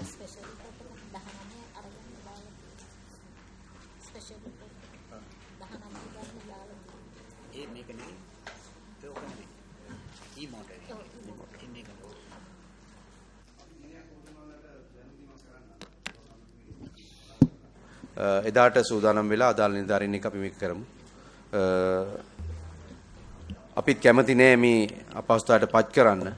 නමුත් මෙවැනි සාකච්ඡා මේ ආකාරයට සිදු කිරීම මම හිතන්නේ ජනතාවගේ මුදල් නාස්ති කිරීමක්. ඒ නිසා ඔබතුමන්ලට වගේම අපටත් වගකීමක් තියෙනවා මේ සියලු දේ රටේ පොදු අරමුණකට සිදු කරගෙන යන්නේ. නිසා අද දවසේ පැමිණීම සම්බන්ධයෙන් අතිරේක ලේකම්තුමන් ඇතුළු නිලධාරි මණ්ඩලයට අපගේ ගෞරවනීය ස්තුතිය පුද කරනවා. ඒ වගේම විගණාධිපතිතුමන් ඇතුළු නිලධාරීන්ටත් කෝපා කමිටුවේ නිලධාරිතුමන්ලා තුමියන්ලට සහ ගරු මන්ත්‍රීතුමන්ලට ස්තුතිය පුද කරමින් අද දවසේ අපි මග නතර කරනවා මේ සාකච්ඡාව. මෙතනින් එහාට මේක කරලා ඔව් අපි മന്ത്രിවරුන්ගේ අප්‍රසාදය පළ කරනවා. ඒ වගේම කනගාටුවත් පළ කරනවා. මේ ක්‍රියාවලිය මෙතනින් නතර කරන්න ඕන. පාර්ලිමේන්තුව නොමග යවන්න කිසිදු ආයතනයකට කිසිදු පුරවැසියෙකුට බෑ. ඒක මේ ව්‍යවස්ථාදායක විදියට හිමි කරගත්තු අයිතියක්. ඒ නිසා ඒ සම්බන්ධයෙන් අපට තියෙන්නේ අප්‍රසාදයක්. ඒ නිසා අපි ආය දවසක් දැනුම් දෙන්නම්. බොහොම ස්තුතියි.